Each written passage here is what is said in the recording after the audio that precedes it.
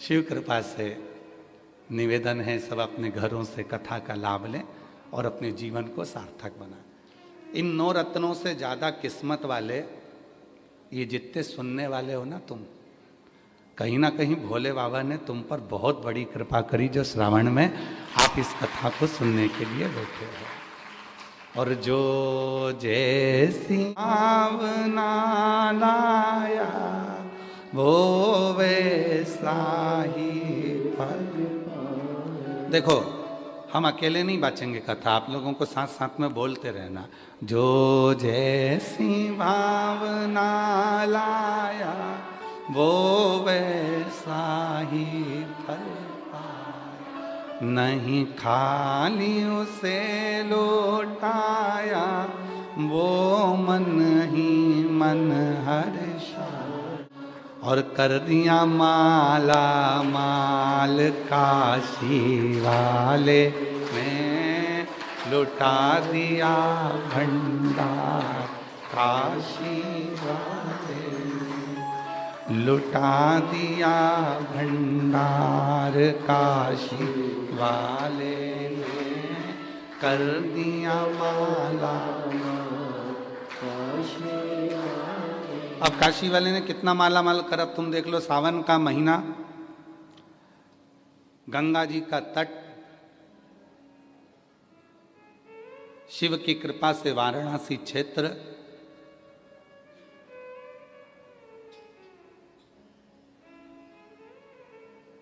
और बाबा की इस पवित्र धरा पर शिव महापुराण की कथा।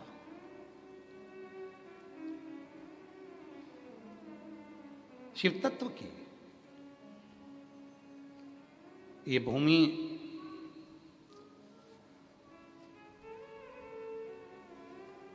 कोई साधारण नहीं है। वरुणा और असी नदी का बीच का क्षेत्र है वाराणसी, जब जाके इसका नाम वाराणसी पड़ा।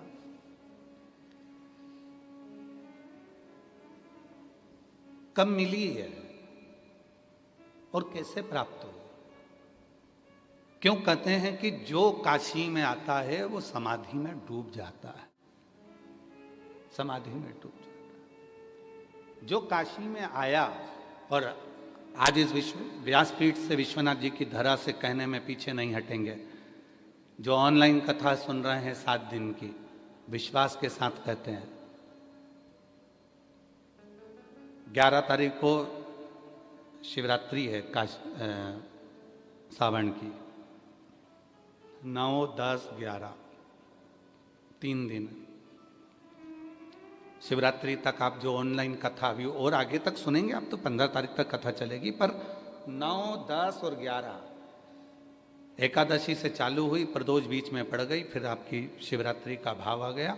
तो इन 3 दिनों में हमारा विश्वास कहता है, दिल से अगर आपने इस कथा को मन से श्रवण करा, जिस जगह पर बैठकर कथा सुन रहे हो, मेरा विश्वनाथ एक झलक दिखलाने के लिए तुम्हारे नजदीक में जरूर आता है। बाबा जी, कई लोग पूछते हैं क्या शिव दिखते हैं? हमने कहा आंखों का सही इलाज करवा लीजिए तो सब कुछ दिखता है। वकील साहब, शिव दिखते हैं? हमने कहा नेत्र का सही इलाज होना चाहिए, और जिस समय पर नेत्र का सही इलाज हो गया, मिंटू भैया, नेत्र का अगर इलाज सही है तो ये निश्चित है कि जो नहीं भी दिखता वो दिखने लगता है, जो नहीं दिखता वो दिखने लगता है।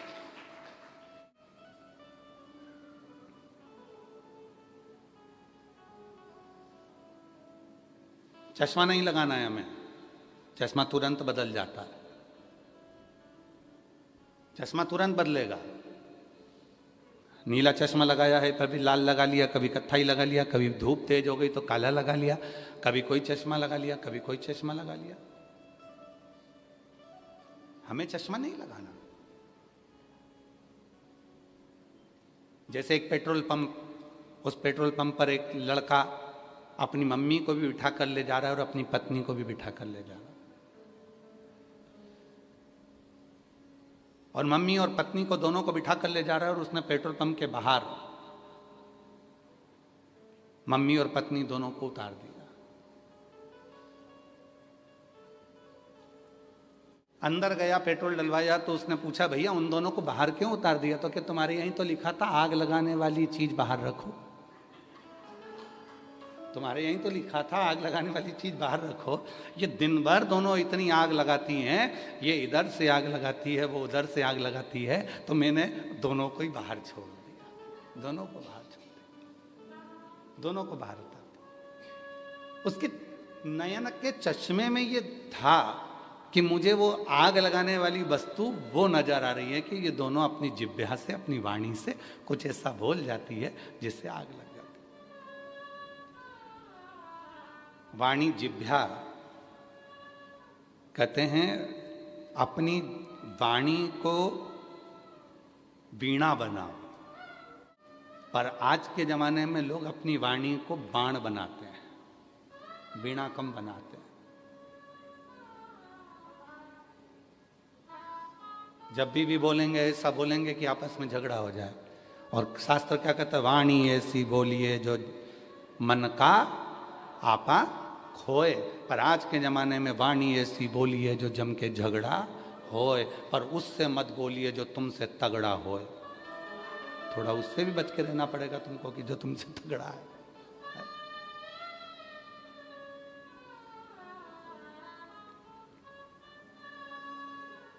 वाणी वीणा भी बन जाती है और वाणी बाण भी बन जाती है। अब तुम्हारे ऊपर निर्भर करता है कि तुम उसको वीणा बनाना चाहते हो कि बाण बनाना चाहते हो। कल हमारे से विकास पंडित जी पूछ रहे थे कि यहाँ कथा सुनाने के लिए आए हैं, तो कथा के यजमान 9 हैं। हमने कहा 9 यजमान तो हैं अपनी जगह पर मेरा शिव इस कथा का मुख्य यजमान भगवान विश्वनाथ जी स्वयं है। बाबा विश्वनाथ स्वयं है। ये कथा का निमंत्रण तो सतबा बाबा जी जब बलिया आए थे तभी इसका निमंत्रण हो गया था। इस कथा का निमंत्रण तभी हो गया था जब बलिया आए थे। तब बाबा जी वहाँ पर जब दयाशंकर जी जब कार्य कराए तो उस समय पर निमंत्रण हो गया था। कथा का निमंत्रण तो वही हो गया। और बाबा कहा था आओ काशी, तो हमने कहा था बाबा जी अब की बार मन है कि कथा काशी में जल्दी ही मेरे विश्वनाथ जी कराएंगे। और सावन के महीने में मेरा बाबा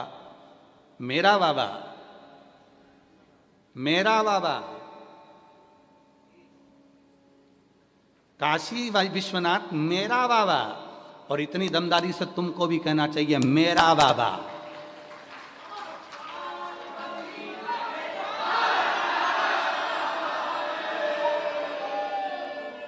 मेरा बाबा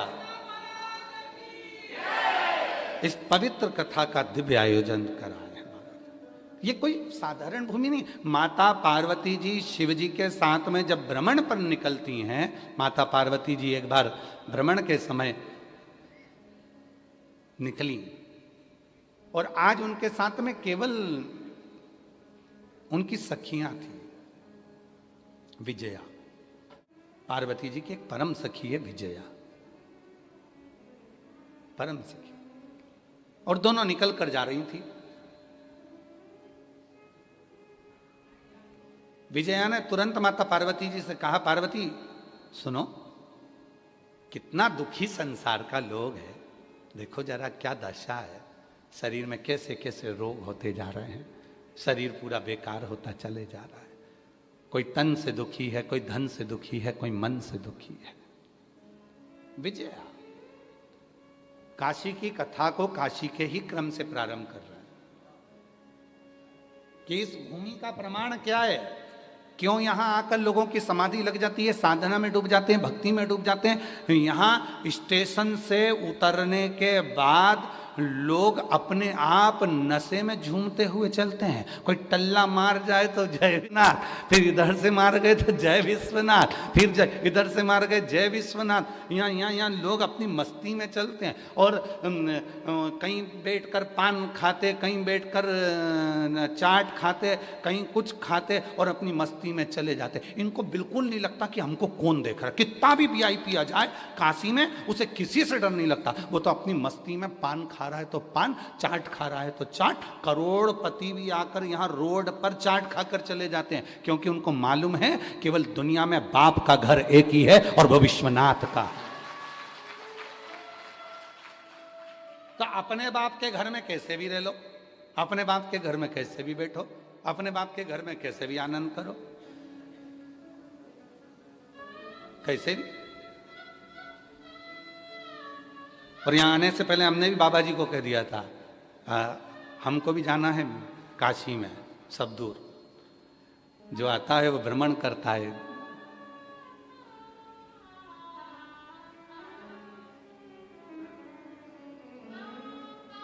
यहाँ कितना सुंदर है काशी में पंच केशव, पंच काशी आदि केशव से जो चालू होते हैं पंच केशव, कौरकाट आदि कादिक चुरु आदि जितने भी पंच केशव हैं। एक बार एक साधक ने पंच केशव का दर्शन किया और विश्वनाथ जी नहीं गया।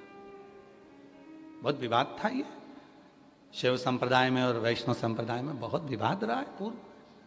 गया ही नहीं वो भगवान विश्वनाथ का दर्शन करने के। पंच केशव का दर्शन कर लिया, पंच केशव का दर्शन कर कर पांचों केशव का दर्शन करने के बाद में, पंच केशव का दर्शन करने के बाद में वो गया ही नहीं, पहुंचा ही नहीं। आदि केशव, ज्ञान केशव, चारु केशव,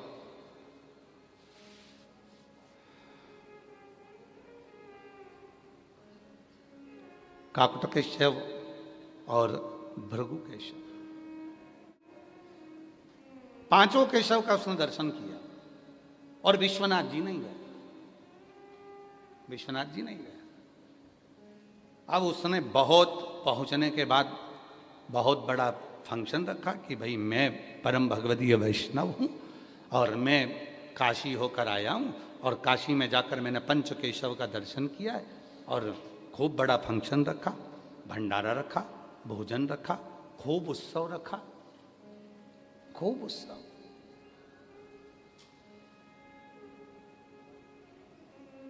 पर उसका चित्त शांत नहीं रहा। पंच केशव के दर्शन करने के बाद, काशी विश्वनाथ के दर्शन करने के बाद जो सुख मिलता है, वो पंच केशव करने के बाद में विश्वनाथ का दर्शन नहीं किया और उसको वो शांति भीतर की नहीं मिली। आखिरी में वो अपने गुरु के पास गया, मैं इतनी बड़ी काशी गया, गंगा नहाया, वरुणा नदी के तट पर केशव आदि केशव हैं, उनका पूजन अर्चना करा, पंच केशव की यात्रा करी और मुझे शांति नहीं मिली, शांति नहीं मिली। गुरु कहे पंच केशव के साथ में, पूर्ण पंच केशव होने के बाद तुम विश्वनाथ जी का दर्शन करने गए। अरे हम परम भगवदीय वैष्णव,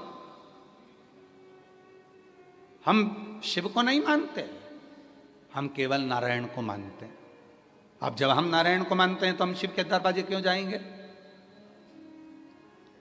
गुरु ने कहा जब मरेगा तेरी फाइल पर हस्ताक्षर विश्वनाथ ही करेगा।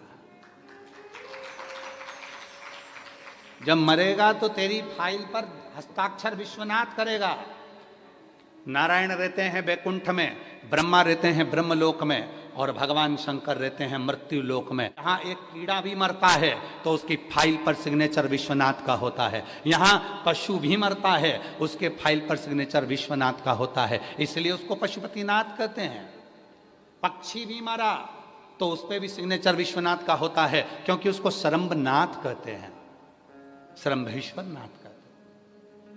और मनुष्य भी मरा तो उस पर भी सिग्नेचर विश्वनाथ का होता है, विश्वनाथ। यहां से फाइल पर सिग्नेचर कर कर भेज दिया जाता है कि ये एक ऐसा भक्त है जिसने मेरे भगवान नारायण की अविरल भक्ति करी, विश्वनाथ का दर्शन किया, संपूर्ण गंगा का स्नान कर कर अपने जीवन को सार्थक किया, सार्थक किया। फाइल पर सिग्नेचर आखिरी का विश्वनाथ का होगा।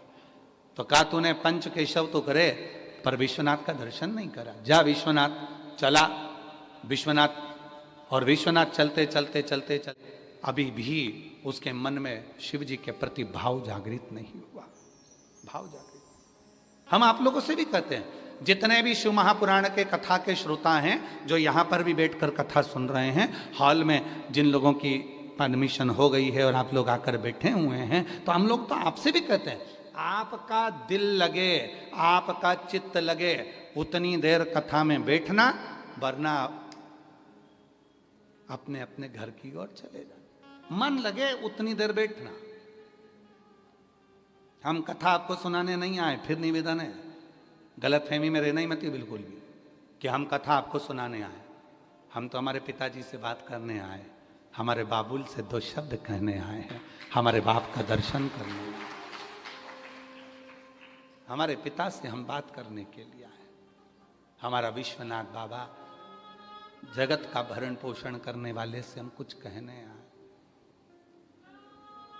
कुछ कहने,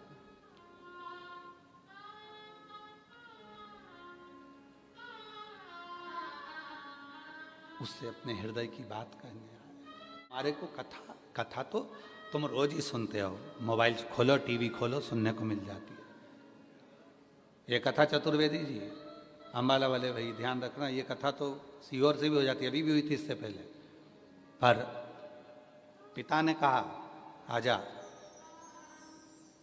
बहुत दिन हो गए मिले हुए, थोड़ा धक्का खा कर जा यहाँ से भी। और जो एक बार विश्वनाथ के दरवाजे पर आकर धक्का खा लेता है वो दुनिया में कहीं धक्के नहीं खाता है। जो विश्वनाथ जी के चरणों में आकर धक्का खा गया वो फिर कहीं धक्के नहीं खाता, फिर उसमें बल आता है। वो बल फिर दुनिया के लोग अपशब्द कहें, ताना दे, गाली दे, आड़ा टेढ़ा बोले, फिर भी वो डोलता नहीं है। और वो बल देखिए माननीय प्रधानमंत्री जी में, विश्वनाथ जी की पवित्र धरा में, वो बल देखिए उत्तर प्रदेश सरकार के माननीय मुख्यमंत्री जी योगी जी में। विश्वनाथ जब लगता है इनको कि अब मुझे बल की जरूरत है, वो दौड़कर विश्वनाथ के चरणों में आ जाते हैं और बल लेकर जाते हैं। यहाँ बल मिलता है, एनर्जी अलग से, पावर है। सबसे बड़ा वो कहते हैं ना, बिजली का सबसे बड़ा टावर वहाँ लगा हुआ है, बिजली का वहाँ टावर लगा हुआ है, पर हम तो कहते हैं शिव भक्तों का सबसे बड़ा टावर ही विश्वनाथ है। शिव भक्तों का सबसे बड़ा टावर है। इसलिए शायद स्कंद पुराण में लिखा 5 बार काशी काशी काशी काशी काशी काशी कह दो। भले काशी नहीं गए, भले शिव जी को एक लोटा जल नहीं चढ़ाया, भले शंकर जी के मंदिर नहीं गए, भले बेलपत्री नहीं चढ़ाई, भले तुमने अभिषेक नहीं करा, भले सावन में कावड़ नहीं चढ़ाई, पर 5 बार काशी काशी काशी काशी काशी 5 बार बोलने वाले को स्वयं देव अधिदेव महादेव नंदी लेकर आते हैं और लेकर जाते हैं।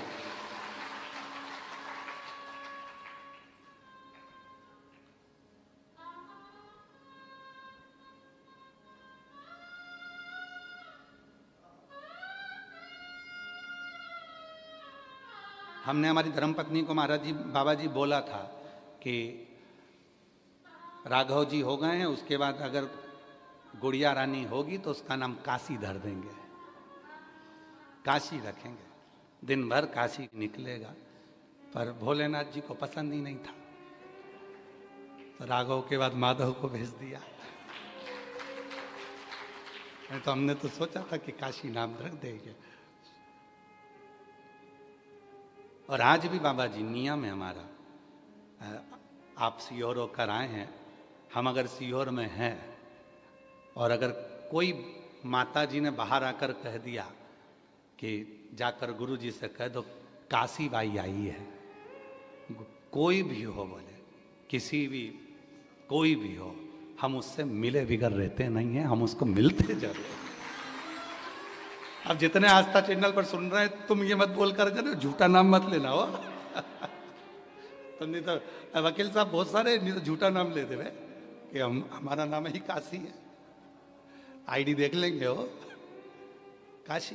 कोई कह दे हम काशी भाई हैं, गुरु जी से जाकर कह दो कि महाराज हम आए।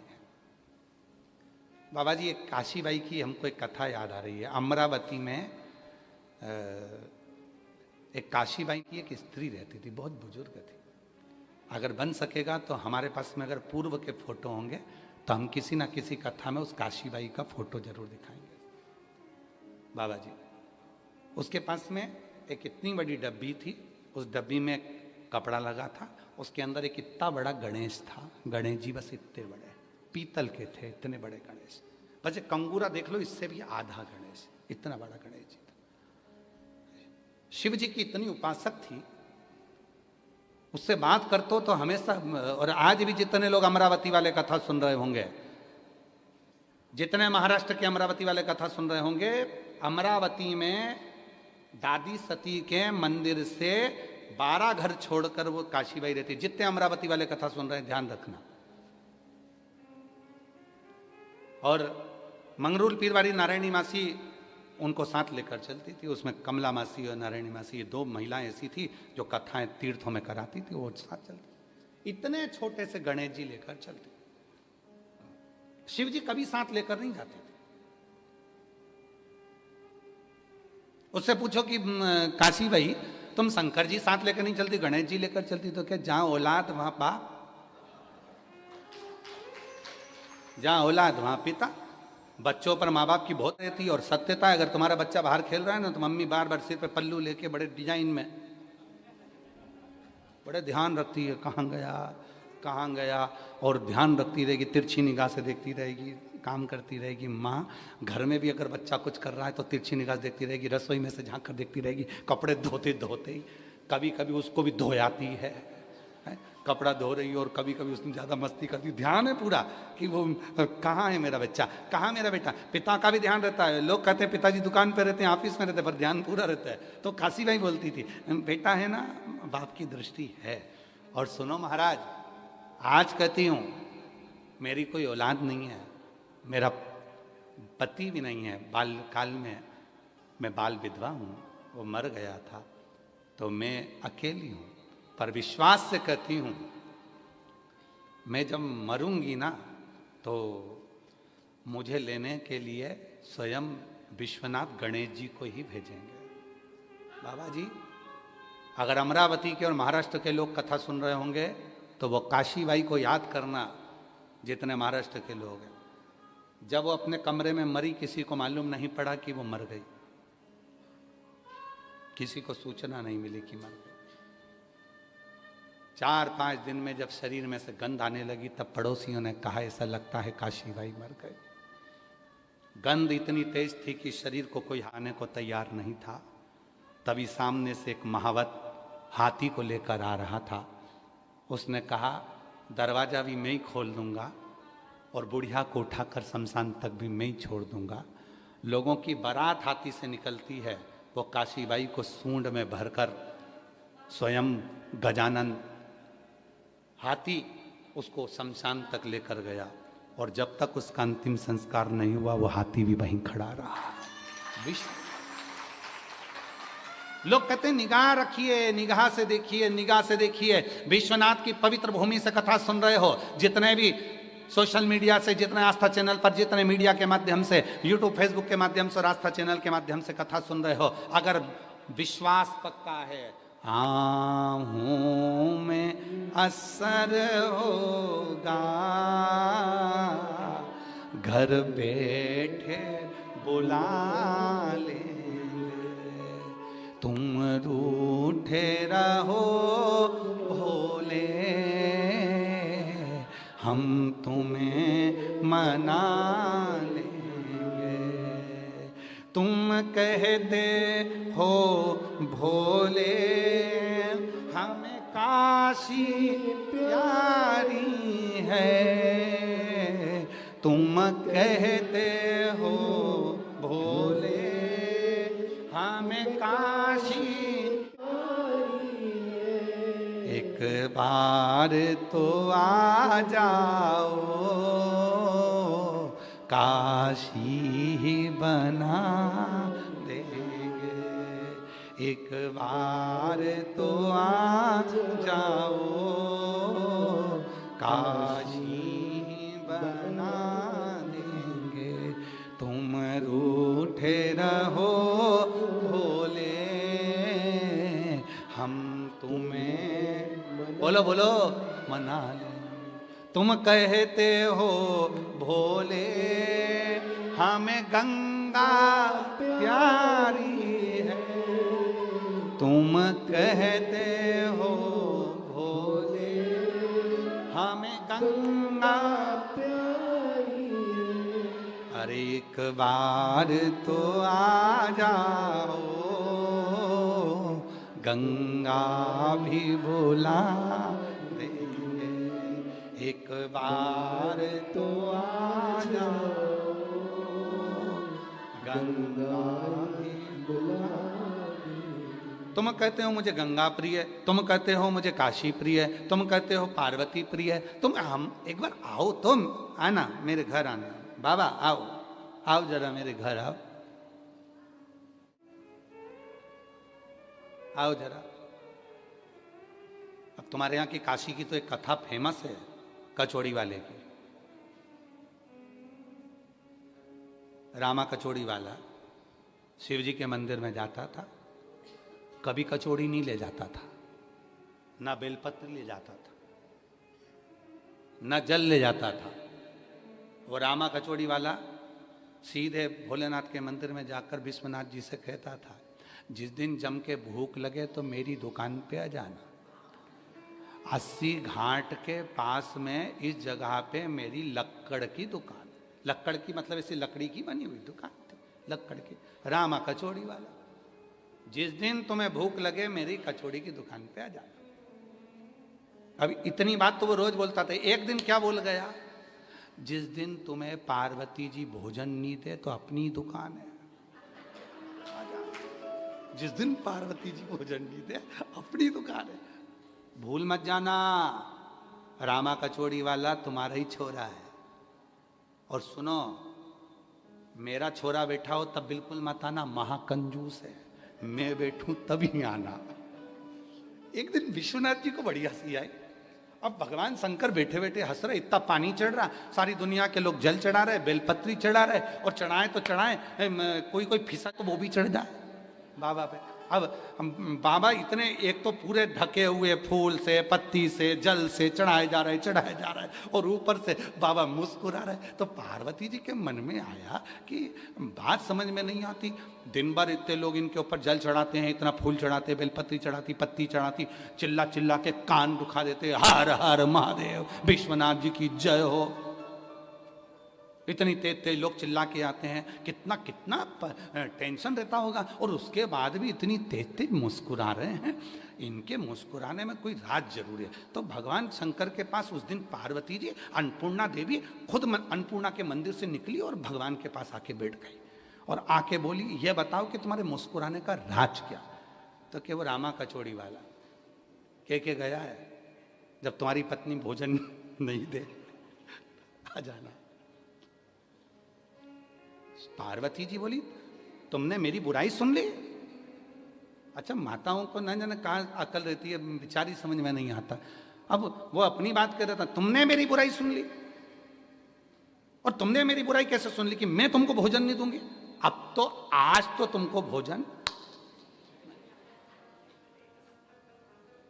हो जाता है। कभी कभी एक पत्नी अपने पति के साथ गार्डन में घूम रही थी, सामने से आ गया कुत्ता, पत्नी घबरा गई, कुत्ते को देख के पीछे हो गई, कुत्ता इसको घूरता हुआ और आगे आया, पत्नी और पीछे हुई। पति को लगा ये कुत्ता मेरी पत्नी को खा जा, स्कूल का टिफिन कौन बनाएगा, मेरा टिफिन कौन बनाएगा, बच्चों को कौन स्कूल भेजेगा। कुत्ता मुझे काट खाए पर पत्नी को नहीं काटने दूंगा। जैसे ही कुत्ता लपक के आया, पति ने पत्नी को गोदी में ले लिया, कुत्ता भाग गया। पत्नी उतरते से बोली, तुम्हें शर्म नहीं आई? दुनिया के लोग कुत्ते को भगाने के लिए पत्थर उठाते हैं, तुमने मुझे उठा लिया। अब उसको कौन समझाए कि तेरे को इसलिए उठाया कि तुझे कुत्ता ना खा जाए। और समझाए कौन? अब भगवान तो बड़े प्रेम से बोल रहे थे कि वो केकर गया है कि धर्म पत्नी जब भोजन नहीं दे तब मेरे यहाँ जाना। इतने में तो अन्नपूर्णा माता को गुस्सा आ गया, पार्वती जी को क्रोध आ गया। पार्वती जी बोली, मेरे लिए इतना बोल कर गया और तुम हंस रहे हो मेरे ऊपर? आज तो मैं भी भोजन नहीं बनाऊंगी, अब तुम जाओ रामा के। शिव जी ने सोचा मैं तो मौका ही ढूंढ रहा था, मौका ही ढूंढ रहा था। जिस समय पर धर्म पत्नी रजो धर्म से हो जाती है, धर्म पत्नी रजो धर्म से हो जाती है, 2-3 दिन तक, 4 दिन 5 दिन तक भोजन नहीं बनाती है, उस समय पति बड़ा प्रसन्न हो जाता है। इतने महीने मैंने पूरा भोजन करा, आज होटल चले जाऊंगा, होटल का भोजन लाऊंगा, वो भी खाएगी मैं भी खाऊंगा। अब शिव जी के मन में आया कि अन्नपूर्णा ने कह दिया आज मैं भोजन ना दूं। अब भगवान भोलेनाथ ने सोचा ये तो प्रभु की इच्छा। शिव जी चल दिए और बेस धरकर बढ़िया मुंह में लगाया बीड़ा, और भोले ने बढ़िया जटाजूट, आज बाबा ने ऊपर जटाजूट ना बांधकर नीचे जटाजूट बांधा, और सुंदर मूंछों में ताव, और बाबा ने लगाया लंगोट, और बाबा पहने मृग छाला, बाजू में लगाई श्रृंगी, और बाबा पहुंच गए कचौड़ी के। कहां पहुंचे? रामा। चलो, बाबा बोले भैया बहुत भूख लग रही है, भूख लग रही, ठीक है खाओ। और उन्होंने देखा नीचे सरंगी जो थी वो चांदी की थी, गले में रुद्राक्ष जो थे वो सोने में जड़े हुए थे, कान के कुंडल में हीरे पड़े हुए थे। रामा को लगा कि सेठ है कहीं का, माल अच्छा देगा। इन्हें कचौड़ी का भाव बढ़ा दिया, जो इकन्नी की थी वो दुकन्नी की कर दी। खा लिए भोलेनाथ। अब भोलेनाथ जी जाने लगे तो बोला रामा पैसे पैसे। भोलेनाथ बोले कितना दूं? अब 2 का 4 मंगे तो भोलेनाथ जी बोले कितना झुटेला है रे, कितना झुटेला, इकन्नी का दुकन्नी मांग रहा है। तो कहा इतना सारा जेवर पहन के निकलोगे तो जेवर देख के थोड़ी कीमत बढ़ जाती है। भिंडी का ऐसा ही रहता है, पैदल लेने जाओ भिंडी तो 8 रुपए किलो मिलती है, साइकिल से जाओ तो 9 हो जाती है, मोटरसाइकिल से जाओ तो हो जाती है, 4 व्हीलर से उतर के लो तो 15 हो जाती है। भिंडी वही है, बस गाड़ी की असर है, भिंडी वही है। बाबा बोले तू मुझे रोज निमंत्रण देता था तो मैं आज भोजन करने आया। रामा खिलखिला के हंसा बहुत तेज, तुम और विश्वनाथ सबूत दो। शिव जी बोले बताओ, जिंदगी में पहला कोई मिला है जो मुझसे सबूत मांग रहा है। वकील साहब अभी तक आपने सबूत मांगे होंगे, यहां रामा सबूत मांग रहा, सबूत दो, सबूत दो, तुम विश्वनाथ हो। तो बाबा भोलेनाथ जी ने पूछा बता क्या सबूत दूं? तो के जिस दिन तुम अन्नपूर्णा को साथ लेकर आओगे मैं मान लूंगा तुम विश्वनाथ हो। भोलेनाथ जी बोले और कुछ मांग ले, क्योंकि झगड़ा हुआ है, आएगी नहीं अभी साथ में, और कुछ मांग। तो क्या ठीक है।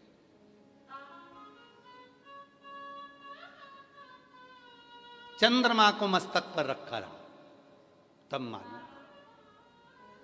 भोलेनाथ जी बोले तेरे बस का नहीं है, और कुछ मांग ले। फिर कहा अगर सही में विश्वनाथ हो तो नंदी पर बैठ पार्वती के साथ, गणेश कार्तिकेय शुक सुंदरी के साथ मेरी दुकान पर आओ, तब मैं मानूं कि तुम विश्वनाथ हो।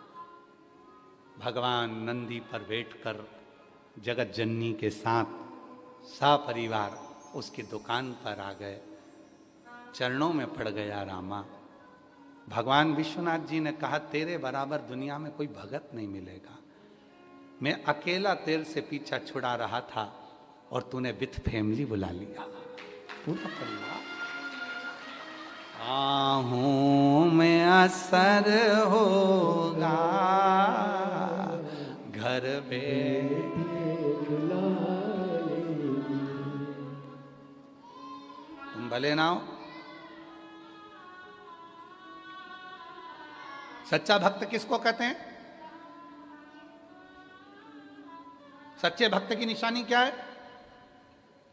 शिव जी मिल जाते हैं, कह देता है अकेले दर्शन नहीं चाहिए, पार्वती जी को लेकर आओ। पार्वती जी में जाए तो सच्चा भगत कह देता है तुम दोनों के अकेले दर्शन नहीं चाहिए, बच्चों को क्यों छोड़ के आए, उनको भी लेके आओ। सच्चा भगत क्या कहता है? अगर भगत बच्चे भी आ गए तो कह देते हैं तो अकेले अकेले आए, नारायण लक्ष्मी भी अगर आए तो अच्छा लगेगा, उनको भी लेकर आओ।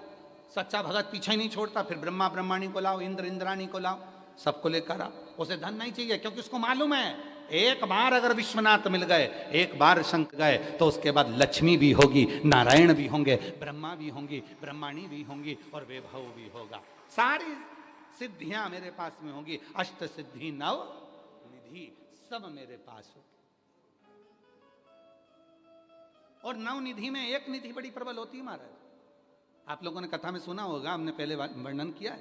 नव निधि में एक निधि बड़ी प्रबल होती है, जिसको कहते हैं नील निधि। कौन सी निधि है? नील निधि। महाराज, दुनिया के लोग भगवान से कहते हैं भगवान हमको अष्ट सिद्धि नव निधि दे दो।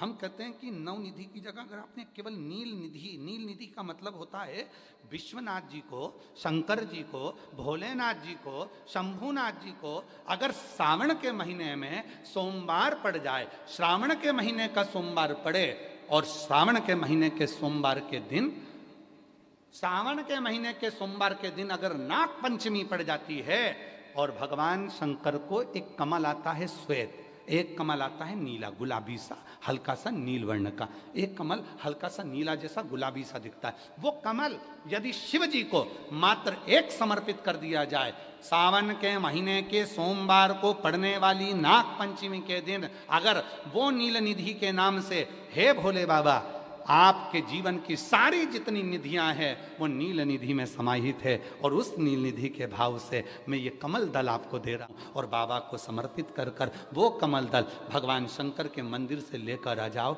जिंदगी में कभी भूखे नहीं रहना पड़ेगा। सारी निधियां तुम्हारे पास में होगी, सारी सिद्धियां तुम्हारे पास में। वो नील निधि 33 वर्ष में बाबा जी, 33 वर्ष में 6 बार सावन के सोमवार को नागपंचमी पड़ी है। 33 वर्ष।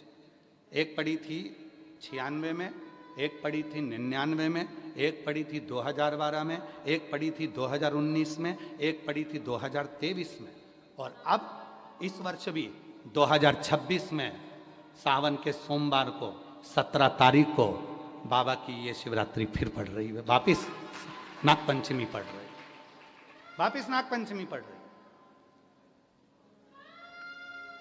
सावन के सोमवार पर पड़ने वाली नाग पंचमी को निधि पंचमी कहा जाता है, नील निधि पंचमी। भले वो नाग पंचमी है पर वो इतनी निधि दे देती है। क्यों कहते हैं महाराज? आपने देखा होगा चंद्र ग्रहण, सूर्य ग्रहण होते हैं तो लोग शंकर जी के मंदिर में बैठकर तप करते थे, अघोरी तप करते थे, साधना तप करते थे। अब ये संसार का मनुष्य कोई अघोरी तो है, संसार का मनुष्य अघोर व्रत तो धारण करता नहीं है। संसार का मनुष्य तो बेचारा घर में डूबा रहता है, परिवार में डूबा रहता है, काम में डूबा रहता है। तो इसको निधि कैसे प्राप्त हो, इसको वो हीरा कैसे मिल जाए, इसको वो फल कैसे मिल जाए? तो उसके लिए स्वयं देवाधिदेव महादेव की कथा कहती है, स्कंद पुराण वर्णन करती है, शिव पुराण वर्णन करती है। सावन के महीने में जब सोमवार पड़े, सोमवार के दिन नाग पंचमी पड़े, नाग पंचमी के दिन जो नील पुष्प भगवान शिव को कमल का समर्पित कर देता है और उसी कमल के पुष्प को नील निधि के रूप में लेकर आ जाता है, उसके पास में कभी जिंदगी में ना अष्ट सिद्धि की कमी होती है, ना नव निधि की कमी होती है। उसका वैभव वैभव।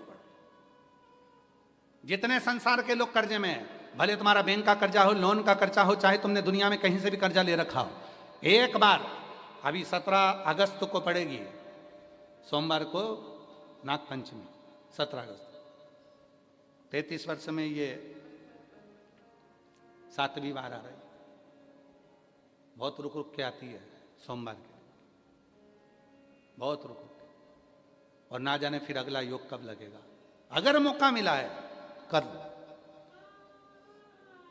और हमने यहां तक कहा यदि कमल का पुष्प ना मिले तो एक महाराज जी एक पुष्प नीले कलर का शंख जैसा होता है जो शिव जी को बड़ा प्रिय है। क्या बोलते हैं उसको, शंख पुष्पी, क्या नीलकंठ, हाँ एक नीले कलर का होता है। अभी तो यहाँ पर है नहीं, हम प्रयास करेंगे आपको उसका दर्शन कराए। चढ़ा है, लाओ चढ़ा है, लाओ जा लाओ।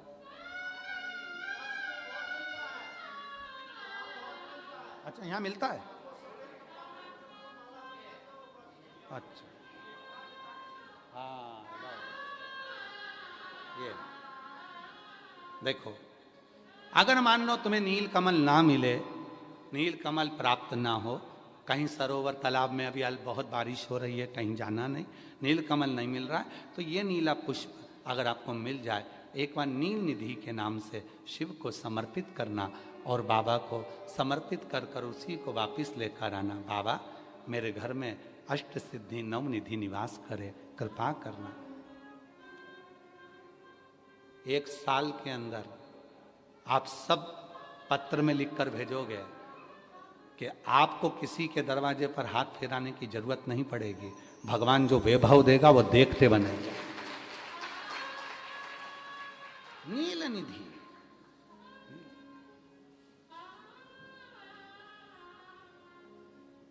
कौन सा दिन है बोलो जरा, सावन के, जम के बोलो जरा, जम के बोलो, सावन के सोमवार पर यदि नाग पंचमी पड़े, फिर हमें ना तो तप करना है, ना साधना करना है, ना कोई उपवास, ना कोई।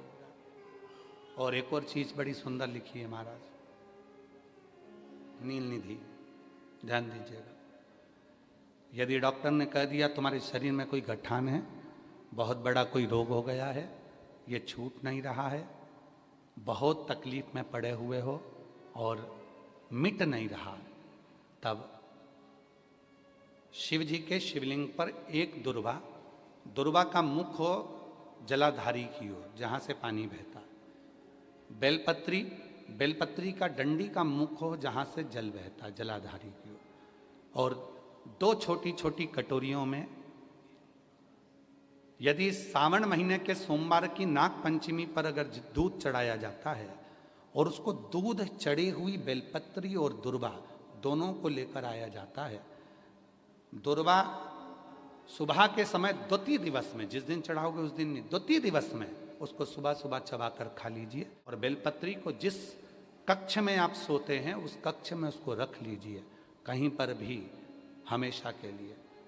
जो शरीर का रोग है वो धीरे धीरे मिटेगा ही, और 4 से 6 महीने के अंदर बड़े से बड़ा रोग सारी रिपोर्टें नील आकर सामने खड़ी है।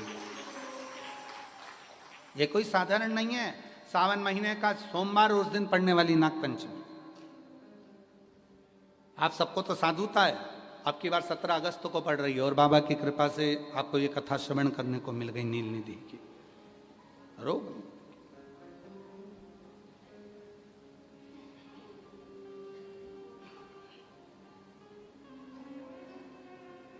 और हे शंभु बाबा मेरे तीनों लोक में तू ही तू, हे शंभु बाबा मेरे भोलेनाथ, 3 लोक में तू ही तू, श्रद्धा सुमन मेरा मन बेल पत्री, जीवन भी अर्पण कर दूं, हे शंभु बाबा मेरे भोलेनाथ, तीनों लोक में तू ही तू। हर जगह पर वही है, कथा वही है, जल भी आप चढ़ा रहे हो, दूध भी आप चढ़ा रहे हो, बेलपत्र भी चढ़ा रहे हो, पर तरीके अलग है। बाबा जी कई लोग कहते हैं कि हम तो पहले भी जल चढ़ाते थे, हम तो पहले भी बेलपत्र चढ़ाते थे, आप लोग भी चढ़ाते थे पहले भी जल, पहले भी बेलपत्र चढ़ाते थे, पहले भी पूजन करते थे, तो अब ऐसा क्या होने लगा कि अब लोग जल चढ़ाते हैं, अब लोग बेलपत्र चढ़ाते हैं और उनकी मनोकामना पूरी हो जाती है। हमको तो लग रहा था ऑनलाइन कथा है, पत्र नहीं आएंगे, पर यहां भी लोग पत्र लिया है। मतलब बाबा देता तो है, शिव कृपा तो करता है। तो पहले भी लोग जल चढ़ाते थे, पहले भी मंदिर जाते थे, फिर आज के जमाने में ऐसा लोग कहते हैं सियोर वाले बाबा ने, पंडित प्रदीप मिश्रा जी ने ऐसा क्या कर दिया जो दुनिया के लोगों के काम होने लगे। हुआ कुछ नहीं। डॉक्टर, पहले तुम क्या करते थे, मेडिकल से दवाई लाते थे, डायरेक्ट खा लेते थे, डॉक्टर के पास नहीं जाते थे पैसा बचाने के चक्कर में। अब तुम क्या करते हो, डॉक्टर के पास जाते हो, वो दवाई लिखता है, तरीका बताता है, इस दवाई को खाली पेट लेना, इस दवाई को सुबह लेना, इस दवाई को शाम को लेना, इस दवाई को दूध के साथ लेना, इस दवाई को पानी के साथ लेना, आधे कप में लेना इतनी, और फिर इसकी वजह से हिलाकर उसको ले लो। कौन बता रहा है? डॉक्टर। शिव महापुराण ने यही करा, सीहोर वाले बाबा ने यही करा। शिव कथा में बेलपत्री सब चढ़ाते थे, जल सब चढ़ाते थे, पर उसको चढ़ाने का जो तरीका है, बस वो आपने अपनी जिंदगी में उतार लिया और उसका फल मिलना प्रारंभ हो गया, उसका फल मिलना। अब लोग कहते हैं गुरुजी आपने बताया कि सावन महीने के सोमवार की पंचमी के दिन दुर्वा का मुख इधर रखना। कहाँ? जहाँ जलाधारी है, पानी जहाँ बहकर जाता है, शिव जी को चढ़ाया हुआ। बेलपत्री की डंडी का मुख उधर रखना जहाँ जल बहकर जाता है। क्यों? लिंग पुराण पढ़ी है, और लिंग पुराण में आता है कि जब डंडी का मुख जलाधारी की ओर होता है और उस समय पर व्यक्ति जो सामग्री समर्पित करता है, जल समर्पित करता है, तो जैसे जल बहकर जाता है और राह में जल को जो भी अड़चन आती है वो निकलता चले जाता है। शिव जी के चढ़े हुए जल को जो मार्ग मिलता है, अगर डंडी का मुख जलाधारी की ओर कर कर हम जब जल या दूध चढ़ाते हैं तो हमारी जिंदगी के भी सारे रोग और दुख समाप्त होना प्रारंभ हो जाए। तरीके 33 वर्ष में 6 बार आई है सावन के सोमवार को नागपंचमी। पहली आई 96 में, दूसरी आई 99 में, तीसरी आई 12 में, 2012 में, फिर आई 2019 में, फिर आई 2023 में, और बाबा के पास से अब आई 2026 में। 17 अगस्त को पड़ेगी सावन के महीने में जो सोमवार है, उस दिन नागपंचमी। उस दिन नील निधि का प्रयोग करिए। आप कितने भी, हम तो यहां तक कहेंगे जितने ठेले चलाने वाले, जितने भी हैं जो कहीं ना कहीं किसी ना किसी रूप में कर्ज में डूबे, परेशान है, दुकान नहीं चल रही, व्यापार नहीं चल रहा, परेशानी हो गई, कोई ने जमीन पर कब्जा कर लिया, कोई ने कुछ कर लिया, कोई ने कुछ कर लिया, जितने हैं सब करो, और एक नील पुष्प, नील कमल के भाव से, नीला कमल मिल जाए तो ठीक है, नहीं मिले तो नील पुष्प जो अभी दर्शन कराया, बाबा जी बोले काशी में तो ये बहुत ज्यादा मात्रा में मिलता है, और लोग शिव जी को समर्पित कर, उस नील पुष्प समर्पित।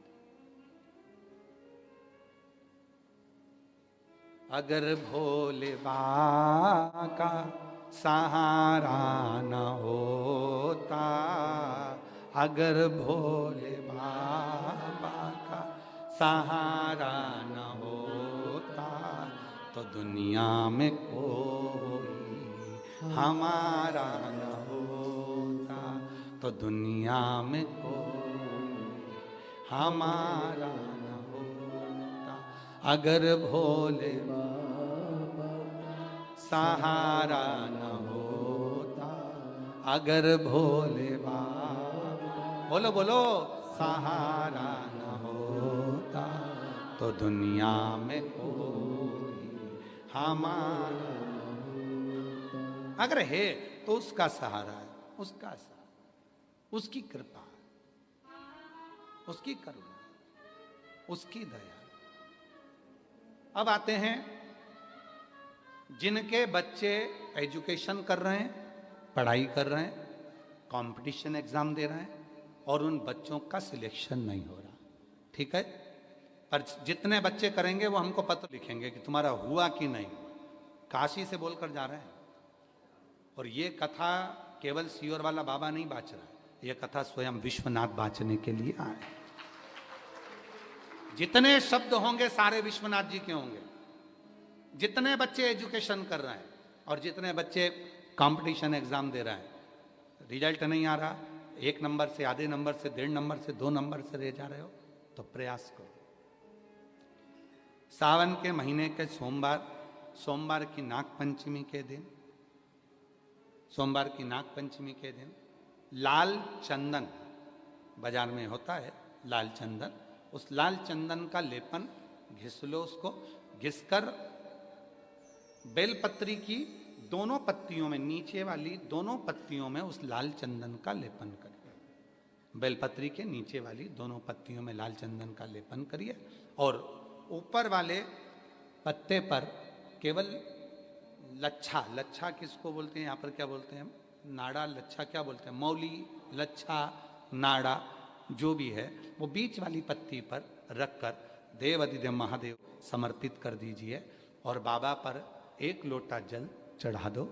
शिव जी से प्रार्थना कर कर बेलपत्री वहीं छोड़ो, लच्छा लेकर आ जाओ और अपने हाथ में या अपने कमरे में उसको संभाल कर रखो। जब तुम्हारा विल पावर कमजोर हो, जब तुम्हें लगे कि मुझे ये कंपटीशन एग्जाम निकालना है, उस समय पर भले एग्जाम में तुम्हें बांध कर नहीं जाने दें, पर उसके पहले तक भी तुम्हारे शरीर के पास में वो लच्छा होना चाहिए।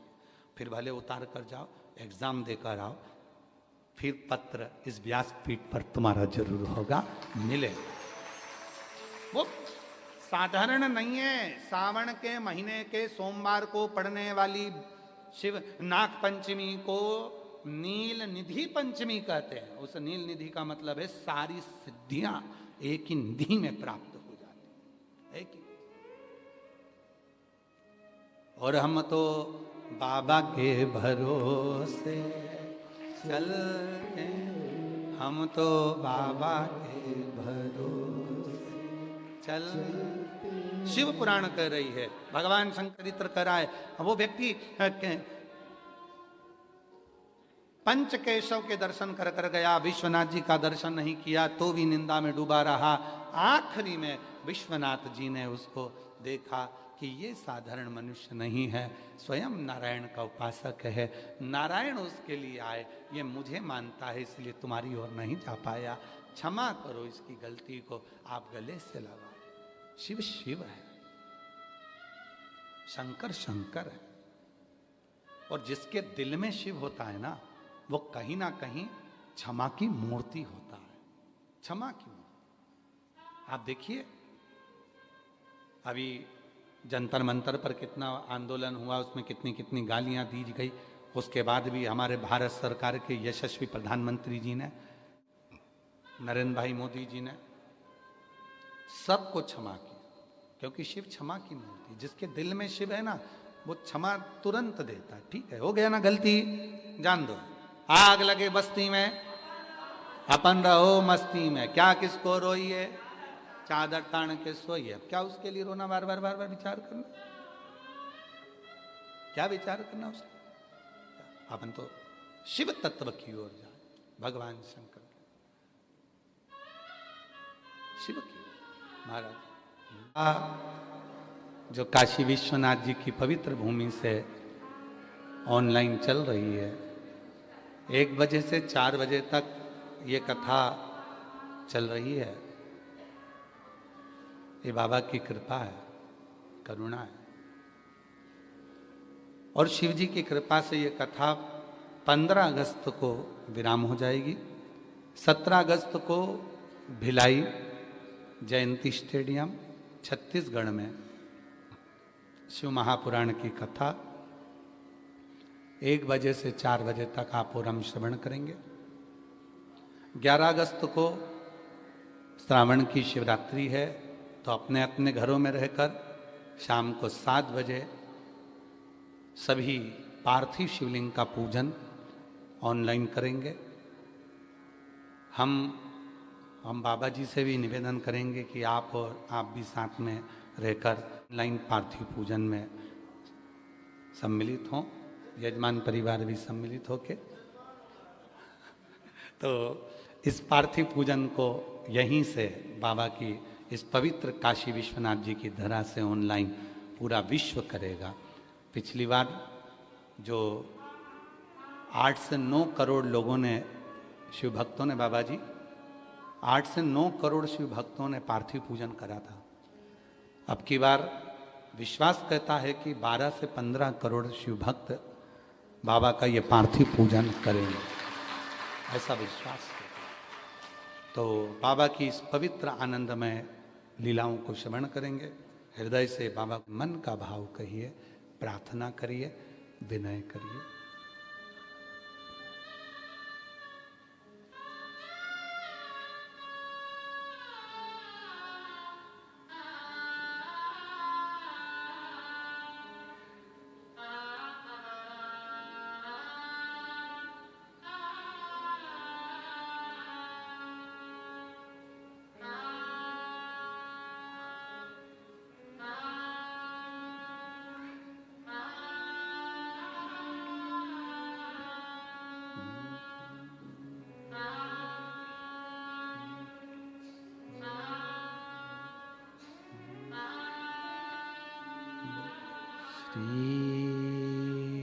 शिवाय नमस्तुभ्यं। श्री शिवाय नमस्तुभ्यं। श्री शिवाय नमस्तुभ्यं। श्री शिवाय नमस्तुभ्यं। श्री शिवाय नमस्तुभ्यं।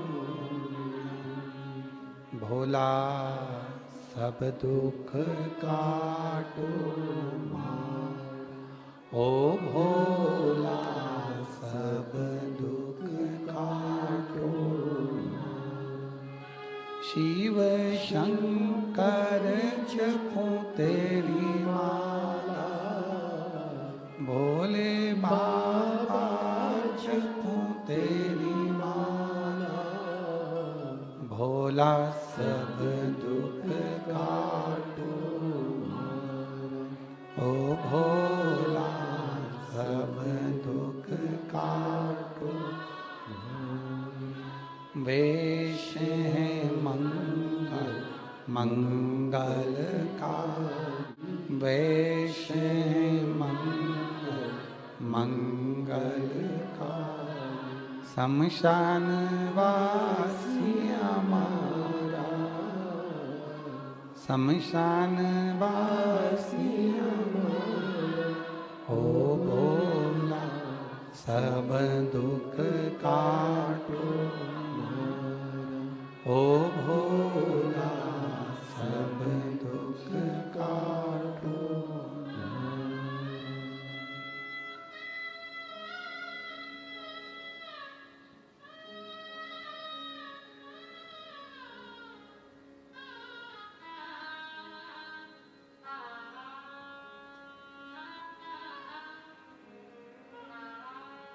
बाबा देवाधिदेव महादेव भगवान शिवो घरदानी, तरकालदर्शी कैलाशी अविनाशी भगवान विश्वनाथ की ये पवित्र कथा कह रहे।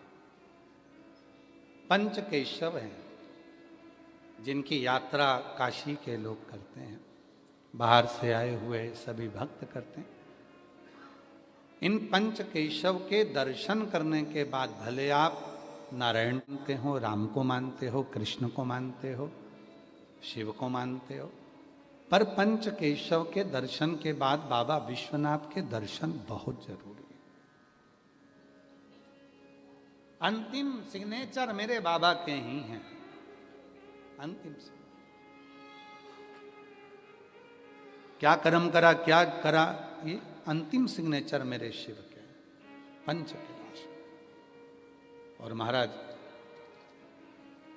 जब तक विश्वास नहीं होता तब तक शिव मिलता नहीं। एक पत्र अच्छा है, 2 पत्र हैं, उसमें पत्र आया है बड़ा सुंदर है। पढ़िए।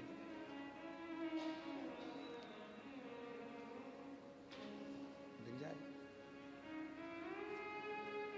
मैं आभा शर्मा, पत्नी डॉक्टर मनीष कुमार शर्मा, आदेनी वाराणसी काशी से हूँ। आप ही हैं? पहला पत्र वाराणसी का आपका आया है, एक बार जोरदार ताली बजाकर साधुवाद, बहुत बहुत साधु का। आइए आप बेलपत्र लेकर जाइए। मैं आभा शर्मा, पत्नी डॉक्टर मनीष कुमार शर्मा, आदेनी वाराणसी काशी से हूँ। पहले तो आप लोगों को बहुत बहुत बधाई हो, जो बाबा की कृपा से कहते हैं ना, छीका बिल्ली के भाग्य से टूट गया। तो शिव की कृपा से ये कथा, वाराणसी के कई लोग तो यहाँ पंडाल में आ गए, कहीं ना कहीं सूचना मिल गई होगी इनको, तो आए हैं। शिव की कृपा है, ये तो बाबा की बड़ी करुणा है, दया है। गुरुजी, पहले तो आपको सावन माह में काशी आगमन पर बहुत बधाई एवं सादर प्रणाम, नमन आपको। गुरुजी, एक लोटे जल में बहुत शक्ति है, और मैं क्या बयां करूं। बेलपत्र पर शहद वाला उपाय मैंने अपने बेटे से करवाया। मेरे बेटे का एडमिशन 3rd IT में जबलपुर में 2025 में अगस्त में हुआ है। सन 2024 में आपने परीक्षा दी, पर उसका एडमिशन नहीं। ऐसा पहले भी करा, पर एडमिशन नहीं हुआ। तब मैंने अपने बेटे से कहा कि सीहोर वाले गुरुजी कहते हैं कि मेहनत पूरी करो और बाबा पर भरोसा रख। बेलपत्र पर शहद वाला उपाय करवाया और बाबा के आशीर्वाद से उसका एडमिशन 2025 में जबलपुर 3rd IT में हो गया। और मैं बाबा को यहाँ नमन करने के लिए आई हूँ, जो बाबा ने हमें काशी में ही ये पत्र देने का सौभाग्य प्रदान कर दिया। शिव कृपा। एक लाइन अच्छी लिखी है, पढ़िएगा। पर्वत से भोले बाबा नीचे पर्वत से भोले बाबा नीचे उतरिया, और देर ना लगाओ भोला, देर ना लगाओ, देर ना। लगाओ बाबा, देर ना लगाओ। हमारे वकील साहब का बड़ा प्रिय भजन है, गुरु पूर्णिमा पे इन्होंने लिख के भेज दिया था। वो भजन रह गया, जरा गुरु जी को देना, वो रह गया। शिव कृपा। आइए, साधुता, प्रथम पत्र की साधुता। एक बार जोरदार ताली बजाओ। वाराणसी की पवित्र भूमि से ये पत्र साधु।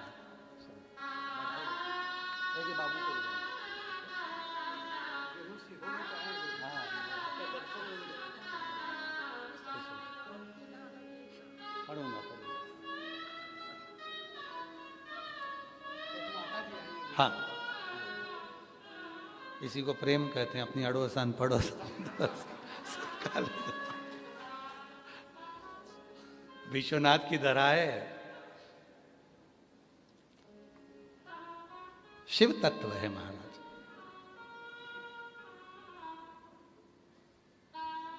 क्या ना दे शिव, क्या ना प्रदान। जिस समय पर मनुष्य के हृदय में भरोसा होता है, विश्वास होता है, मनुष्य सब कुछ प्राप्त कर लेता है, सब कुछ।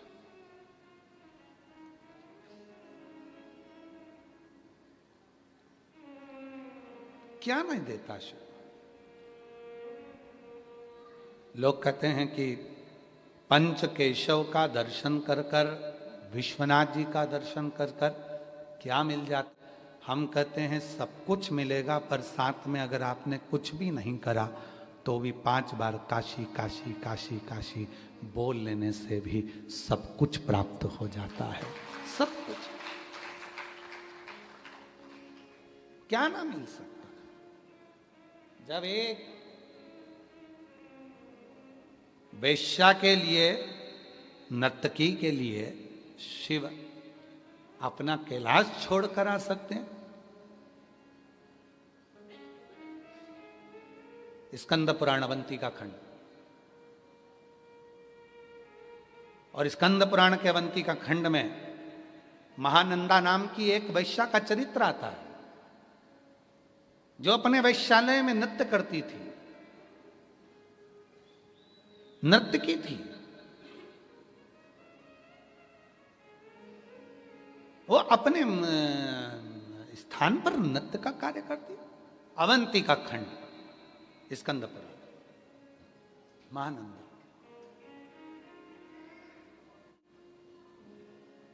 सुंदर बहुत थी, इतनी सुंदर थी कि पूरे जितने सेठ थे, जितने पुरुष थे, वो सब उसी के वेश्यालय में मिलते थे पूरे।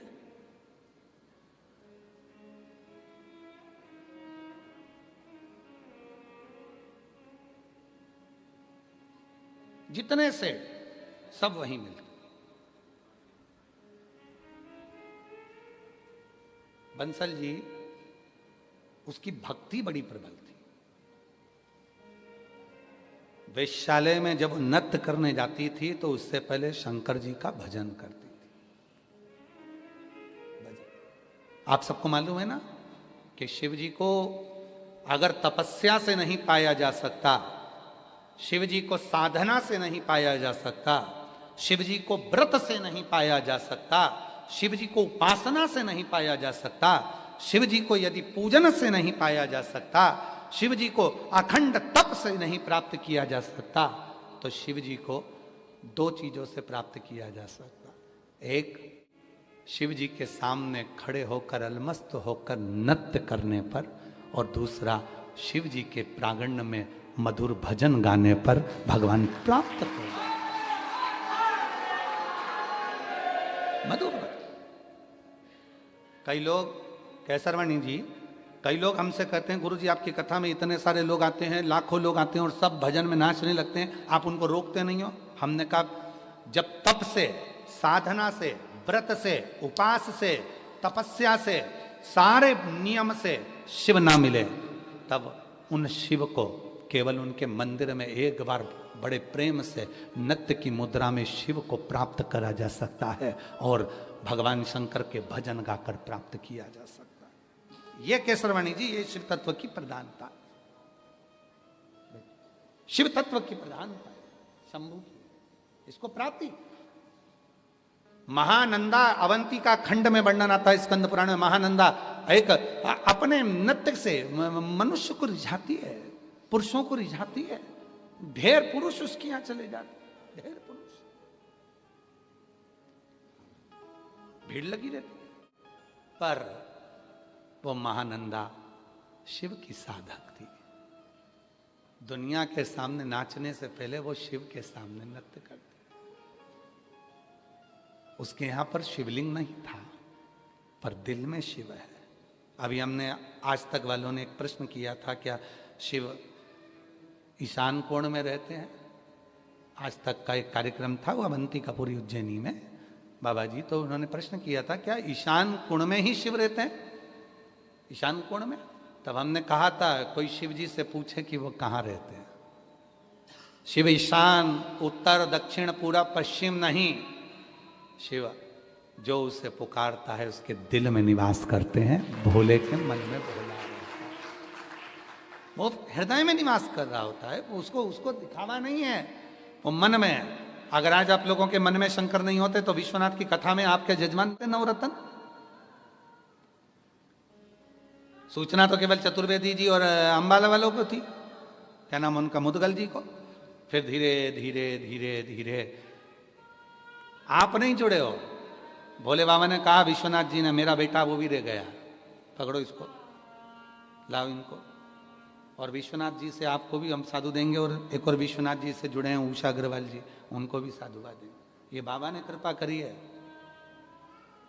उषा अग्रवाल जी आपको भी, और माननीय श्रवण कुमार मिंटू भैया आपको भी। कहीं शिव जी की कृपा, उसकी कृपा बिना कुछ नहीं हो सकता।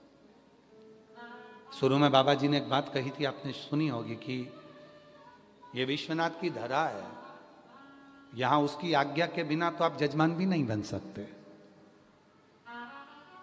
ये उसकी आज्ञा के बिना यहां कथा भी नहीं हो सकती, ये उसकी आज्ञा है।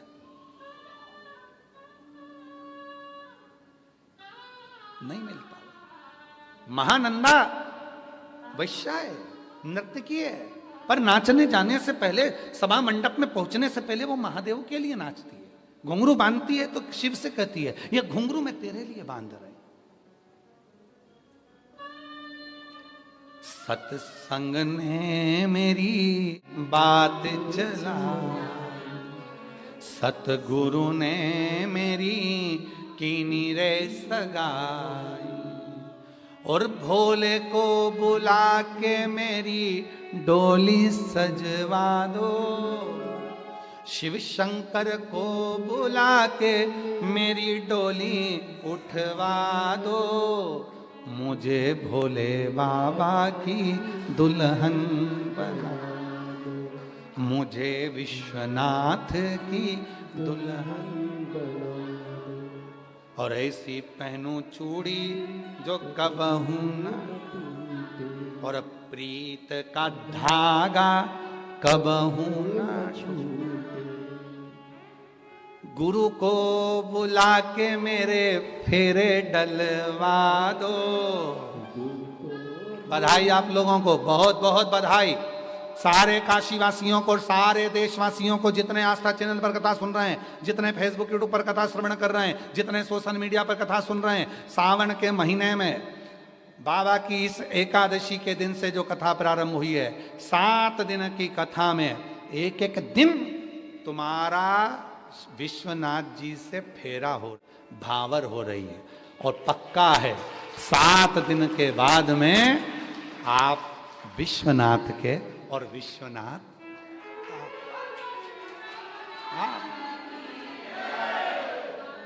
गुरु को बुला के मेरे फेरे डल आया, बुलाया मेरे बाबा ने, अरे ओ सियोर वाला चल आ फेरे डलवा। अब ये 7 दिन के फेरे हैं। आपको मालूम है रुक्मणी जी का सबसे पहला विवाह, सबसे पहला विवाह रुक्मणी जी का, आप सबको मालूम है रुक्मणी जी के 3 विवाह हुए थे। रुक्मणी जी के कितने विवाह हुए हैं? भगवान कृष्ण के साथ 3 विवाह रुक्मणी के हुए। पहला विवाह रुक्मणी का, पत्र लिखा, 7 श्लोक लिखे, हर श्लोक से रुक्मणी जी ने भगवान कृष्ण के साथ दिल का, बुद्धि का फेरा लगा लिया। पहला विवाह रुक्मणी का, मन से भावर ले ली, मैं तुम्हारी तुम मेरे। दूसरा विवाह रुक्मणी जी का भगवान कृष्ण के साथ, जब भगवान रुक्मणी का हरण करके लेकर गए, इसको राक्षसी विवाह कहते हैं। आज भी हमारे मध्य प्रदेश में यह विवाह होता है। फागुन के महीने में फगुरिया का उत्सव होता है, जिसमें यह विवाह आज भी होता है। भगवान रुक्मणी को लेकर चले गए। और चौथा, तीसरा विवाह रुक्मणी जी का, रुक्मणी का तीसरा विवाह जब द्वारकापुरी में पहुंची, तब रुक्मणी जी ने मंगल विवाह किया। तो आज आपका जो विवाह होने जा रहा है, जितने बाबा की इस विश्वनाथ जी की पवित्र कथा को जितने सुन रहे हैं आस्था चैनल पर, फेसबुक यूट्यूब पर, और जितने पंडाल में बैठकर सुन रहे हो, आज से तुम्हारा विवाह चालू हो गया, हल्दी लग गई, मंडप लग गया, सब कुछ लग गया, गुरु भी आ गया, फेरा डलना प्रारंभ हो गया। आज से गुरु को बुला के मेरे फेरे डलवा दो। 7 दिन के 7 फेरे हैं, एक एक फेरा कंप्लीट होता चले जाएगा, विवाह होता चले जाएगा। तुम उस विश्वनाथ जी के होगे, विश्वनाथ तुम्हारा होगा। अब जब जिसके साथ फेरे लगाओगे तो तुम्हारी जिंदगी के सारे दुख, सारे कष्ट, पत्नी फेरे लगाती है पति के साथ, तो पत्नी का पूरा भार उसके पति पर होता है। पति पर लेकर जा रहा है, तुम दहेज दिया, तुम्हें संभालना तुम है पति, तुम पति हो। हम भी शिव जी को पशुपति कहते हैं। सारा भार उसका, विवाह होते से ही तुम्हारा सारा भार उसका हो जाएगा। इसलिए शिवपुराण की कथा सुनने वाले का सारा भार शंकर जी का हो जाता है, क्योंकि 7 दिन में भावर ही हो जाती है, फेरे हो जाते हैं, भावर हो जाते हैं। और कई लोग कहते हैं गुरु जी आपने ऐसा कहा, और जहां 5 दिन की कथा होती है वहां 7 भावर का क्या होगा? 2 रह जाती है तो विश्वनाथ में हो जाती है। अगर रे भी गई है तो 2 यहां हो जाए। हृदय से, प्रेम से। ये आत्मा से परमात्मा का मिलन है महाराज। आत्मा से परमात्मा। लोग कहते हैं हम मंदिर में गए और दर्शन नहीं करने दिया, धक्का मार दिया, धक्का मार दिया। कई जगह पर आए दिन लोग सोशल मीडिया पर डालते रहते हैं, इतने सारे लोग देवघर जा रहे हैं, कावड़ का जल चढ़ा रहे हैं, लोग उन्हें धक्का मार दे रहे हैं, लोग विश्वनाथ आ रहे हैं, दर्शन कर रहे हैं, लोग धक्का मार दे रहे हैं, लोग अवंतिकापुरी जा रहे हैं, उज्जैनी दर्शन कर रहे हैं, धक्का मार दे रहे हैं। अरे भैया, धन्यवाद देना विश्वनाथ जी को, धन्यवाद देना अवंतिका नाथ को, धन्यवाद देना देवघर वाले को, धन्यवाद देना सीहोर कुबरेश्वर बाबा को कि धक्का भी लगा तो तुम्हारे दरवाजे से लगा। और ये धक्का अगर एक बार लग जाता है तो फिर कहीं खड्डे में गिरते नहीं हो। धक्का लगा, अरे तुम्हारी गाड़ी खड्डे में पड़ गई, तुम्हारी गाड़ी कीचड़ में फंस गई, तुम्हारी गाड़ी कहीं खड्डे में उलझ गई, 4 व्हीलर गाड़ी, 2 व्हीलर गाड़ी खड्डे में फंस गई, अब उसको कैसे निकालोगे? निकाल ले, धक्का मत लगाना। कसम है तुमको, कसम तेरी पड़ोसन की, अगर तुम धक्का लगाया, धक्का मत लगा। गाड़ी कीचड़ में फंस गई, गाड़ी खड्डे में फंस गई, धक्का मत लगा। तेरी पड़ोसन की कसम है तेरे को, मत लगा धक्का। निकाल के बता, चल अब तो धीरे से कह दे, ए निकल जा। निकलेगी, तुम उंगली लगाकर धीरे से निकालोगे, निकलेगी। गांव के लोग आकर कहेंगे जम के धक्का लगाओ, निकल जाएगी। बस विश्वनाथ जी भी यही कहते हैं, मेरे पास आओ, एक बार धक्का लगाऊंगा, कीचड़ से बाहर, खड्डे से बाहर, दुख से बाहर, तकलीफों से बाहर। लगाओ धक्का। हार हार लगाया धक्का जम के। हमारे सतुआ बाबा जी बहुत अच्छी तरह से बोलते हैं, नमः पार्वती।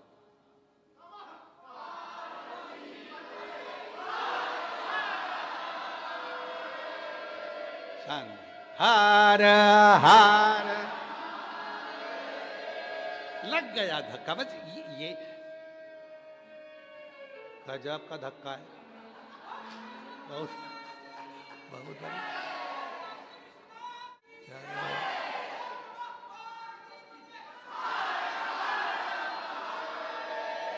अरे तो तुम सबको देख के तो ऐसा लग रहा है जैसे वो धक्के के साथ में गाड़ी को टोचन भी किया जाता है। काय केसरवाणी जी, सही है। और गाड़ी को टोचन किया जाता है, वो बांध लिया जाता है। तो ये जो 2 चिल्लाए हैं ना, ये टोचन वाले ही हैं। निकालो बाहर धक्के में। शंभू। और तेरी कृपा का क्या है भरोसा, कब किस पर जरा सी जरा सी जिस पर भी हो गई तेरी कृपा करूं, वो भव पार हुआ, भव पार हुआ।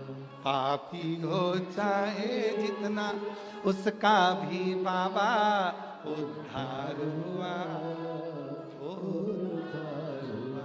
गिद्ध अजामिल गणिका जैसे तेरे मन को भाई, जरा सी हम पर कर दो, जरा सी हम पर कर दो।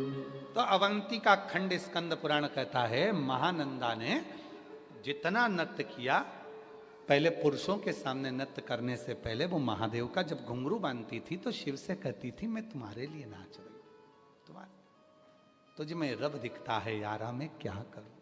हर एक में शिव दिखता है यारा, मैं क्या करूं। सब में शिव, सब में, सब में, हर एक में वही समाया हुआ, हर एक में। चले एक दिन महानंदा अपने नृत्य को करती और भ्रमण पर चली जाती, घूमने जाती।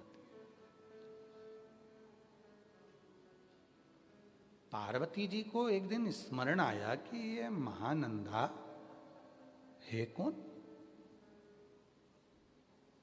कुछ देर के लिए मेरे भोले बाबा एकांत में जाकर बैठ जाते हैं, मौन हो जाते, चुप होकर बैठ जाते। क्या देखते हैं?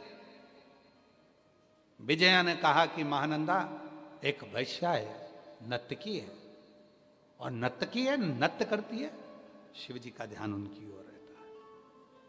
कौन समझाए विजया को, जहां साधना फीकी पड़ जाए, जहां पर उपास फीके पड़ जाए, जहां भगवत भजन फीका पड़ जाए, वहां नृत्य और भजन ही सार्थक हो सकता है। नृत्य और भजन।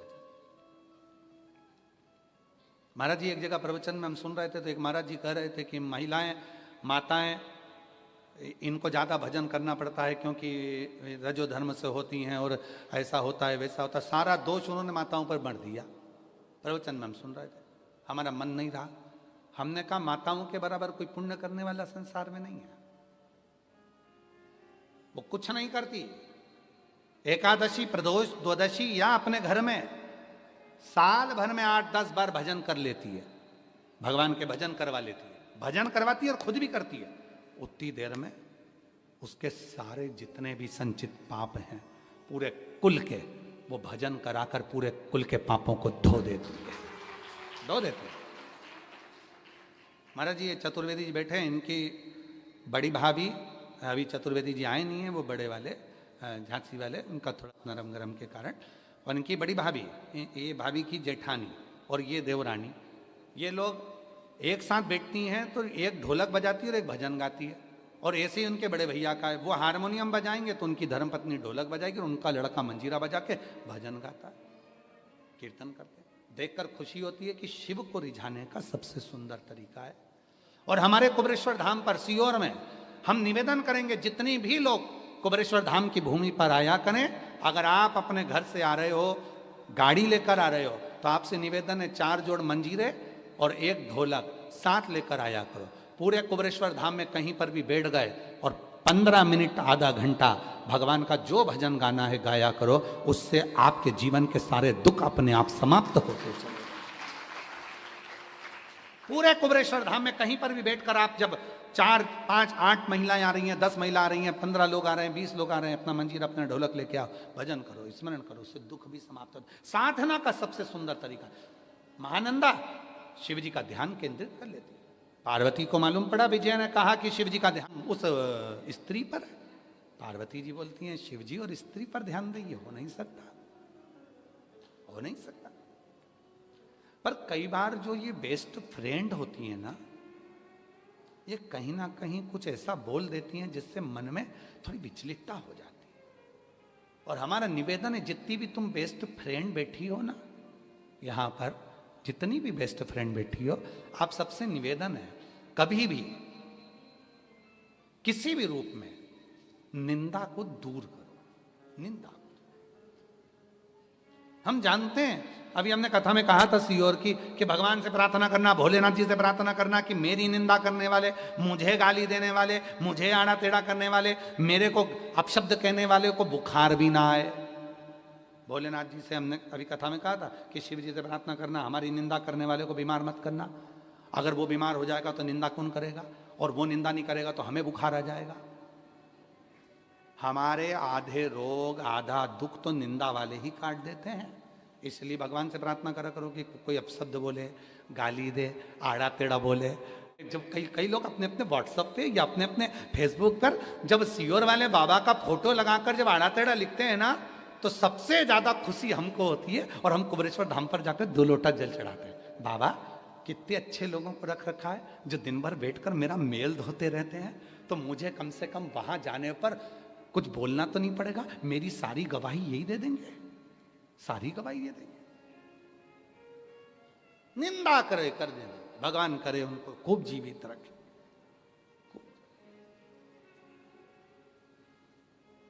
वो एक ट्रक के पीछे पढ़ा था बाबा जी, हमने ट्रक के पीछे लिखा था, तुमने भी पढ़ा होगा, निंदा करने वाले, चुगली करने वाले खूब जियो। हाँ, निंदा करने वाले खूब जिए, चुगली करने वाले खूब जिए, बुराई करने वाले खूब जिए, और जब तुम्हारा बुढ़ापा आए तो तुम्हारे छोरा छोरी ही तुम्हारा खून पिए। ये हमने ट्रक पे पढ़ा था, पीछे ट्रक के पीछे लिखा था, वकील साहब ट्रक के पीछे लिखा, शायद तुम लोगों ने भी पढ़ा होगा। हाँ पढ़ा है। हाँ तो सही गुरु के चेले हो फिर तो, पढ़े साहब पढ़े। अब विजय ने कह दिया शिव जी का ध्यान तो उस नर्तकी पर है, वो महानंदा पर। हाँ, महानंदा नृत्य करती। आज भोले बाबा से उस महानंदा ने कहा, बाबा इतने दिन से मैं नृत्य कर रही हूं, पुरुषों को रिझाया, पर तू कभी नहीं आया। बाबा एक बार अपनी बेटी से मिलने तो आना। पूत कपूत सुने हैं परना, माता सुनी माता। बेटा बेटी कैसे भी हो सकते हैं, पर माँ बाप बुरे थोड़ी ना हो सकते। माना मैं वेश्या हूं, माना मैं नृत्य क्यों, पुरुषों को रिझा लेती हूं, पर एक दिन तो अपनी बेटी से मिलने आओ। आज मेरा बाबा भोलेनाथ, अवंतिका नाथ, सुंदर रूप रखकर, सेठ बनकर बाबा चल दिए। उस रूप का दर्शन कभी मौका लगे, पुरानी गीता प्रेस पुर की पुस्तिकाएं निकालिएगा, शिव पुराण पुरानी, राम कथा पुरानी, रामचरितमानस, विष्णु पुराण निकालना। उस चित्र का दर्शन आपको गीता प्रेस गोरखपुर में मिलेगा। शंकर जी के कानों में यहाँ मुर्की है और उसमें मोती लटक रहा। कभी आपने अगर दर्शन करा हो गीता प्रेस गोरखपुर की पुरानी पुराणों में, उसमें यहाँ कल्याण में भी ऐसे फोटो आते हैं, उसमें यहाँ मुर्की है शिव जी के और उसमें मोती लटक रहा। कोई पूछे कि गीता प्रेस गोरखपुर पर यह चित्र बनाया गया था, चित्र कौन सा है, तो ये चित्र है स्कंद पुराण के अवंतिका खंड का, जब महानंदा के दरवाजे पर भगवान देव अधिदेव महादेव कानों में मुर्की पहनकर मोती लटक रहा है और मेरा ओघड़दानी आनंद में श्रृंगार कर कर पहुंचे। पहचानी नहीं महानंदा, महानंदा नहीं पहचानी। सब पैसे लुटा रहे थे, मेरे महादेव क्या देते। महानंदा ये ले, ये शिवलिंग है, तेरे पास पूजन के लिए नहीं था, किसी ने नहीं दिया था। सब कहते हैं कि तू ऐसी है तो पूजन सकती, आज मैं तुझे देकर जा रहा हूं, इस शिवलिंग को संभालना। महानंदा ने कहा सेठ जी आपके पास ये शिवलिंग कहां से आ गया, और आज तो आपने मेरे को जीवन की सबसे बड़ी पूंजी दे दी। ये शिवलिंग आज तक मेरे पास नहीं था। सब मना करते थे, सारे मना करते थे कि तू वैश्या होकर शिव जी की पूजन करेगी, तू नर्तकी होकर शिव जी की पूजन करेगी, आपने मुझे शिवलिंग दे दिया। सेठ के वेश में महादेव ने शिवलिंग दे दिया, रख पूजन कर, साधना कर। अब तो महानंदा उसी शिवलिंग के सामने नृत्य करती। समय आया, एक दिन आसपास के लोगों ने देखा कि यह वेश्या का तो परचम सब दूर हो रहा है, तो उसने, पड़ोसियों ने वेश्या के घर में आग लगा दी। वेश्या के घर में आग, उस नर्तकी के घर में, महानंदा के घर में, अवंतिका खंड कहता है स्कंद पुराण का, उस महानंदा के घर में आग लगा दी। आग लगी, वैश्या गई थी कहीं जल को लेने के लिए, आई, धधकता हुआ अपना आंगन देखा, रोने लगी। रुदन इस बात का नहीं था कि घर जल गया, रुदन इस बात का था कि अंदर मेरा महाकाल जल रहा था, शिव जल रहा था, शिवलिंग अंदर था, शिवलिंग। भागी, गांव के लोगों ने पकड़ लिया, पागल हो गई है, इतनी सुंदर तेरी काया जल के राख हो जाएगी, कितनी सुंदर तो दिखती है, अंदर जाएगी धधक जाएगी, पूरी आग की भट्टी हो रहा है तेरा घर। महानंदा रुकती नहीं, महानंदा नहीं रुकी, मुझे जाने दो, विश्वनाथ मेरा है, मुझे जाने दो। लोग अपनी प्रॉपर्टी को कहते हैं ये प्लाट मेरा है, ये घर मेरा है, ये जमीन मेरी है। शिव का सच्चा भगत कहता है विश्वनाथ मेरा है, विश्वनाथ। कई लोगों को इसमें भी ऑब्जेक्शन है बाबा जी, कई लोग कमेंट से लिखते हैं, सीओर वाला बाबा कहता है महादेव मेरा, महादेव मेरा, महादेव मेरा, क्या केवल इनका है? तो तुम भी कहो ना तुम्हारा, हम कौन मना कर रहे, तुम भी क्यों मेरा तुम्हारा, हम कौन मना कर रहे हैं? मेरा है और मेरा ही रहेगा। और आज भी विश्वनाथ की पवित्र धरा से लोग कहते हैं यहाँ मोक्ष की नगरी है। मेरे विश्वनाथ बाबा को इस व्यासपीठ से कहकर जाऊंगा, बाबा जिस दिन मेरे प्राण भी छूटे उस दिन तेरा ही रहना और मैं तेरा ही रहूं। इससे ज्यादा कुछ नहीं चाहिए, कुछ नहीं। तू मेरा रहना, मैं तेरा रहूं। एक मंत्र दुनिया को दिया है, श्री शिवाय नमस्तुभ्यम। उस मंत्र के रूप में मेरा विश्वनाथ सदा रखना, सदा रखना। शरीर चले जाए पर वो मंत्र के रूप में वो विश्वनाथ रखेगा, उस मंत्र के रूप में वो विश्वनाथ।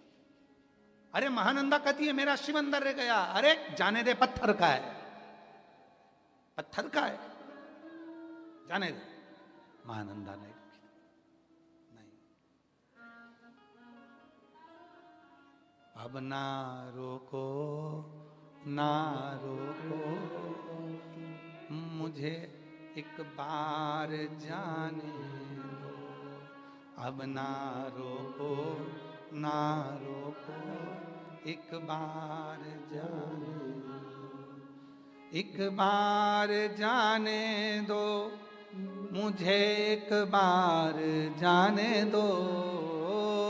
एक बार जाने दो मुझे, एक बार जाने दो। अब ना रोको, ना रोको एक बार जाने दो।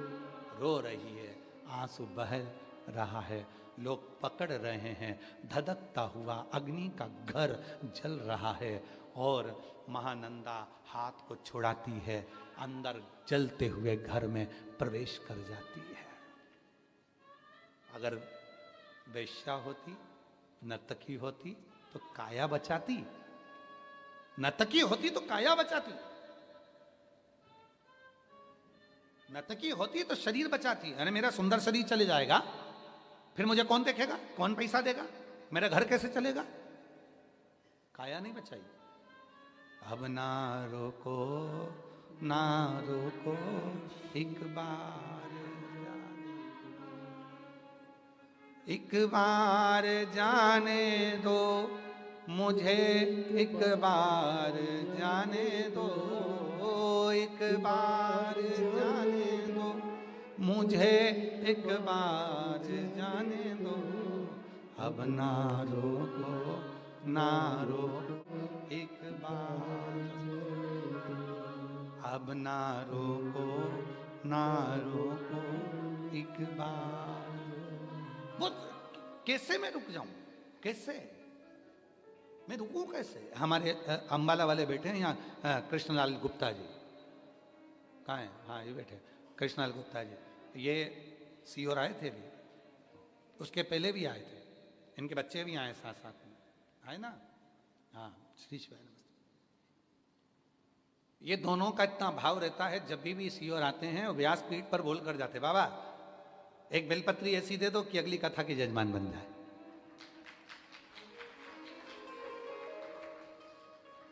और ना जाने कैसी बेलपत्री लेकर जाते हैं कि हर कथा में जजमान बन जाते हैं।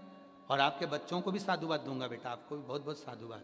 शिव की कृपा है कहीं, बाबा इतनी उन्नति दे कि आप ऐसे ही यजमान पद ग्रहण करते रहे, ये शिव की बात। तुरंत बाबा एक बेलपत्र ऐसी दे दो मैं जजमान बन जाऊं, एक बेलपत्र दे दो बस व्यासपीठ से। विश्वास, भरोसा। और वो महानंदा भरोसा करी, सब पकड़ रहे हैं। महानंदा ने काया नहीं देखी, उसको मालूम है कि काया तो जलेगी।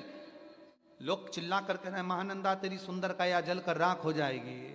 महानंदा कहती है मैंने सुना है वो विश्वनाथ है, शमशान में रहता है, उसको मालूम है किस मुर्दे को कैसा जलाना है, किसको कैसा जलाना है वो उसको मालूम है, शमशान में रहता है।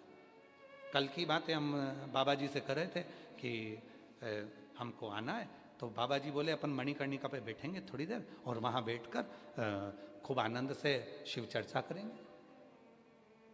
मणिकर्णिका पे बैठकर अपन शिव चर्चा करेंगे। इतनी खुशी हुई कि जैसे मेरा महादेव खुद कह रहा है आ मणिकर्णिका पर बैठकर मेरी ही चर्चा कर, मेरा ही भजन, मेरा ही भजन, मेरी चर्चा। काया नहीं देखी है महानंदा ने, अगर काया देखती तो रुक जाती, शरीर देखती तो रुक जाती, स्वरूप देखती तो रुक जाती। गई महानंदा, पहुंची अंदर, शिवलिंग को उठाया, अपने आंचल से ढक लिया, पल्लू से धधकती हुई ज्वाला ने महानंदा को अंदर ही जला दिया। अंदर ही पूरा शरीर का खाल मांस भट्टी की तरह तब जल गया। सब महानंदा पूरी जल गई, भस्म हो गई। महानंदा का एक पल्लू जिस पर उसने शिवलिंग को छुपाया था वो भी जल गया। जला तो जला, महानंदा का वो पल्लू का भस्म शिव पर पड़ गया। पड़ते से ही उस धधकती हुई ज्वाला में मेरा महाकाल प्रकट हो गया। धधकती हुई ज्वाला में मेरा महाकाल प्रकट हो गया। महानंदा, नंदा राख का ढेर, राख का ढेर। कहते हैं मेरे शंभू की आंख में जल था। एक जल की बूंद गिरते से ही पूरा जल से घर बुझ गया। शिवरुदन कर रहे थे, पार्वती जी वहीं आ गई। किसके लिए रो रहे हो? शिव जी कहते हैं अपने भक्त के लिए। ये वेश्या जो पुरुषों को रिझा रही थी, वो पुरुषों को रिझा रही थी, ये उसका कर्म होगा। पर दिल में तो भोलेनाथ था, शिव था, शंकर था। दिल में तो बाबा विश्वनाथ थे। बाबा ने अपने अश्रु जल से उठा लिया महानंदा को। महानंदा फिर जीवित होकर बोली, बाबा बड़ी कृपा करिए, पर अब मुझे शरीर नहीं रखना क्योंकि आपका दर्शन हो गया। एक कृपा करेंगे बाबा, इस शिवलिंग को कहीं जाने मत देना। अवंतिकापुरी में ये शिवलिंग रहे और आपके साथ में मेरा नाम जुड़ा रहे। दुनिया के लोगों को मालूम पड़े कि भगवान व्यक्ति का कर्म नहीं देखते, व्यक्ति का दिल देखते हैं। वैश्या नहीं देखी उन्होंने, दिल देखा। कोई नीचा कर्म कर रहा है उसका भी दिल देखते हैं। देवराज नाम का ब्राह्मण तो चोरी का धन लेकर गया था, दिल देखा भगवान शंकर ने। बिंदुक नाम का ब्राह्मण प्रेत की योनि में पड़ गया था, उसकी धर्मपत्नी चंचुला देवी का दिल देखा भगवान शंकर और ईसर गोरा बनकर प्रकट होकर आ गए। शिव महापुराण की कथा सुनी। भगवान दिल देखता है। बाबा करुणा करना, आज मेरा शरीर तो जाने दो, अब मुझे जीवित मत करो बाबा, पर मेरा और आपका ये शिवलिंग यहाँ रहे। आज भी अवंतिकापुरी में महानंदेश्वर शिव महापुर भगवान शंकर का मंदिर विराजमान है। आज भी महानंदा के नाम से, उस नर्तकी के नाम से, उस वेश्या के नाम से भगवान शंकर का शिवलिंग आज भी विराजमान है अवंतिकापुरी में। महानंदेश्वर, उस महानंदा के लिए शिव जी उसी स्वरूप में बैठ गए, उसी स्वरूप में।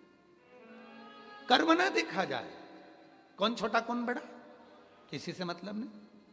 हम चतुर्वेदी जी आप लोगों की पूरी टीम को, नवरत्नों को धन्यवाद दें। क्या यहाँ जितने लोग आए आप लोगों ने आने से मना नहीं करा कि चलो बैठ जाओ, जगह खाली है तो बैठने में दिक्कत क्या। पर उसमें आपने ये नहीं देखा कि कौन छोटा कौन बड़ा, कौन धनपति कौन करोड़पति, कौन वैभवपति कौन सत्तापति। और हमारा विश्वास करता है आप लोगों से कोई शुल्क मुल्क नहीं लिया होगा कि हमको दो। बैठ गए, भजन किया, स्मरण किया, कीर्तन किया, मंत्र जाप किया, चल दिया। इसी को साधुता कर, साधुता। और सत्य कहें ना हम चतुर्वेदी जी, तो हम ऑनलाइन कथा बाबा जी हम क्यों नहीं देते, उसका कारण इन तो हमारे पास अगर टाइम लेता है तो हम भी चाहते हैं कि ऑनलाइन कथा हो, लोग सुने।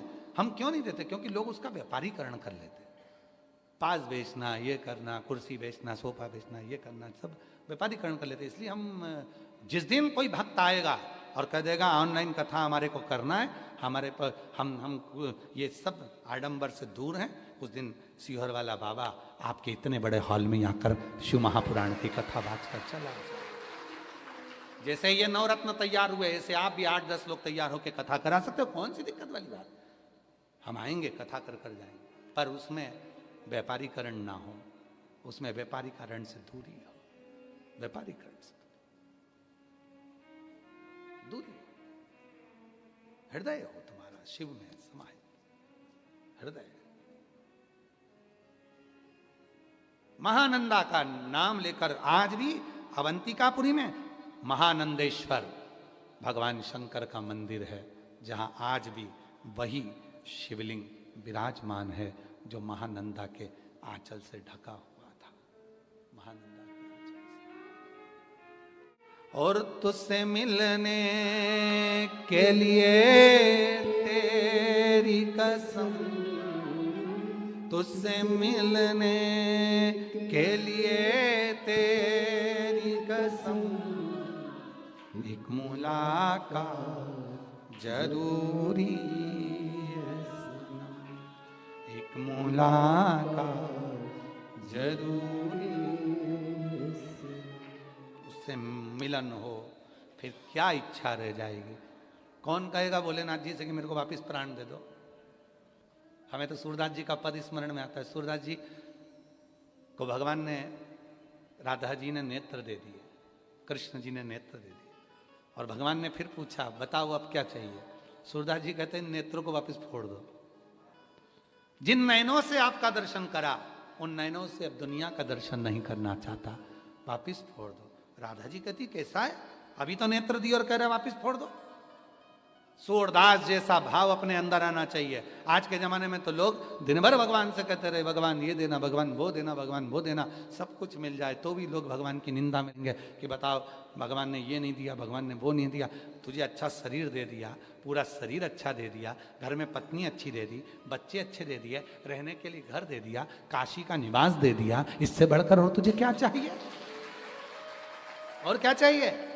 विश्वनाथ की धरा पर रहने वाले, काशी में रहने वाला एक एक बच्चा, साइकिल चलाने वाला, रिक्शा चलाने वाला, ठेला लगाने वाला, फल बेचने वाला, शॉपिंग मॉल चलाने वाला, सोफा सेट बेचने वाला, ड्राइंग सेट बेचने वाला, चाहे हाफ सेट फुल सेट बेचने वाला, चाहे हीरा रतन बेचने वाला, रोज विश्वनाथ जी को धन्यवाद देना। तूने सब कुछ दिया अपनी जगह पर है, पर तूने सबसे बड़ी कृपा करी जो मुझे विश्वनाथ की धरा पर निवास दिया, मुझे काशी का निवास दिया, इससे बढ़कर मुझे कुछ नहीं मिला। मिल गया जो तूने दिया था, मेरी बनारसी साड़ी, मेरा बनारसी साड़ी का शोरूम, मेरा ये शोरूम, ये सब बाद में। पहले बाबा को धन्यवाद देना कि उसने तुझे विश्वनाथ की धरा पर तुझे निवास दिया, अपनी भूमि पर निवास दिया। कौन है तुम में से ऐसा कोई जो अपने प्लाट पे दूसरे को रहने दे? है कोई अपने प्लाट पर दूसरे का घर बना दे? ये विश्वनाथ का घर है, प्लाट है, ये विश्वनाथ की भूमि है, तुम्हें रहने के लिए रखा है। कितनी बड़ी बात है, तुम उसकी भूमि पे कब्जा करके बैठे हो, विश्वनाथ की भूमि पर, और तो भी कहते हो ये मेरा घर है, ये मेरा घर है। एक बार तो शान से कह दिया करो ये घर मेरा, पराया है सब बाद में करना। दिल से कहना विश्वनाथ मेरा है, विश्वनाथ मेरा, मेरा और मेरा है। और सुन लो रे, नहीं विश्वनाथ तेरा है, और नहीं विश्वनाथ तेरा है, विश्वनाथ बस मेरा है, मेरा। जब लड़े, पहले बचपन में लड़ते थे बच्चे, दो बहनें लड़ती थी, मम्मी मेरी, मम्मी मेरी, मम्मी मेरी, मम्मी मेरी, पापा मेरे, पापा मेरे, पापा मेरे। और जब बुढ़ापा माँ बाप का, तब कहते पापा तेरे, पापा तेरे, पापा तेरे, मम्मी तेरी, मम्मी तेरी, मम्मी। बुढ़ापे में कौन संभाले उनको? मम्मी तेरी, पापा तेरे। और नहीं तो बचपन में लड़ते मम्मी मेरी, बाप मेरा, पापा मेरे, मम्मी। और मेरा है बस। अरे सुन लो, जितने भी आस्था चैनल पर कथा सुन रहे हैं, और जिनको बुरा लगे लग जाए, पर आज विश्वनाथ की धरा पर कहकर जा रहा हूं, विश्वनाथ बस मेरा है, हमारा है। और तुम भी कहना छाती ठोक करके विश्वनाथ मेरा है। तुम भी कहो, काय को डरना। भगवान ईसर गोरा जी पधार रहे हैं, जोरदार ताली बजाएं। सुंदर तुमरुका जी के सम्मुख में आनंद के साथ कथा का रस तत्व ग्रहण कर रहे हैं।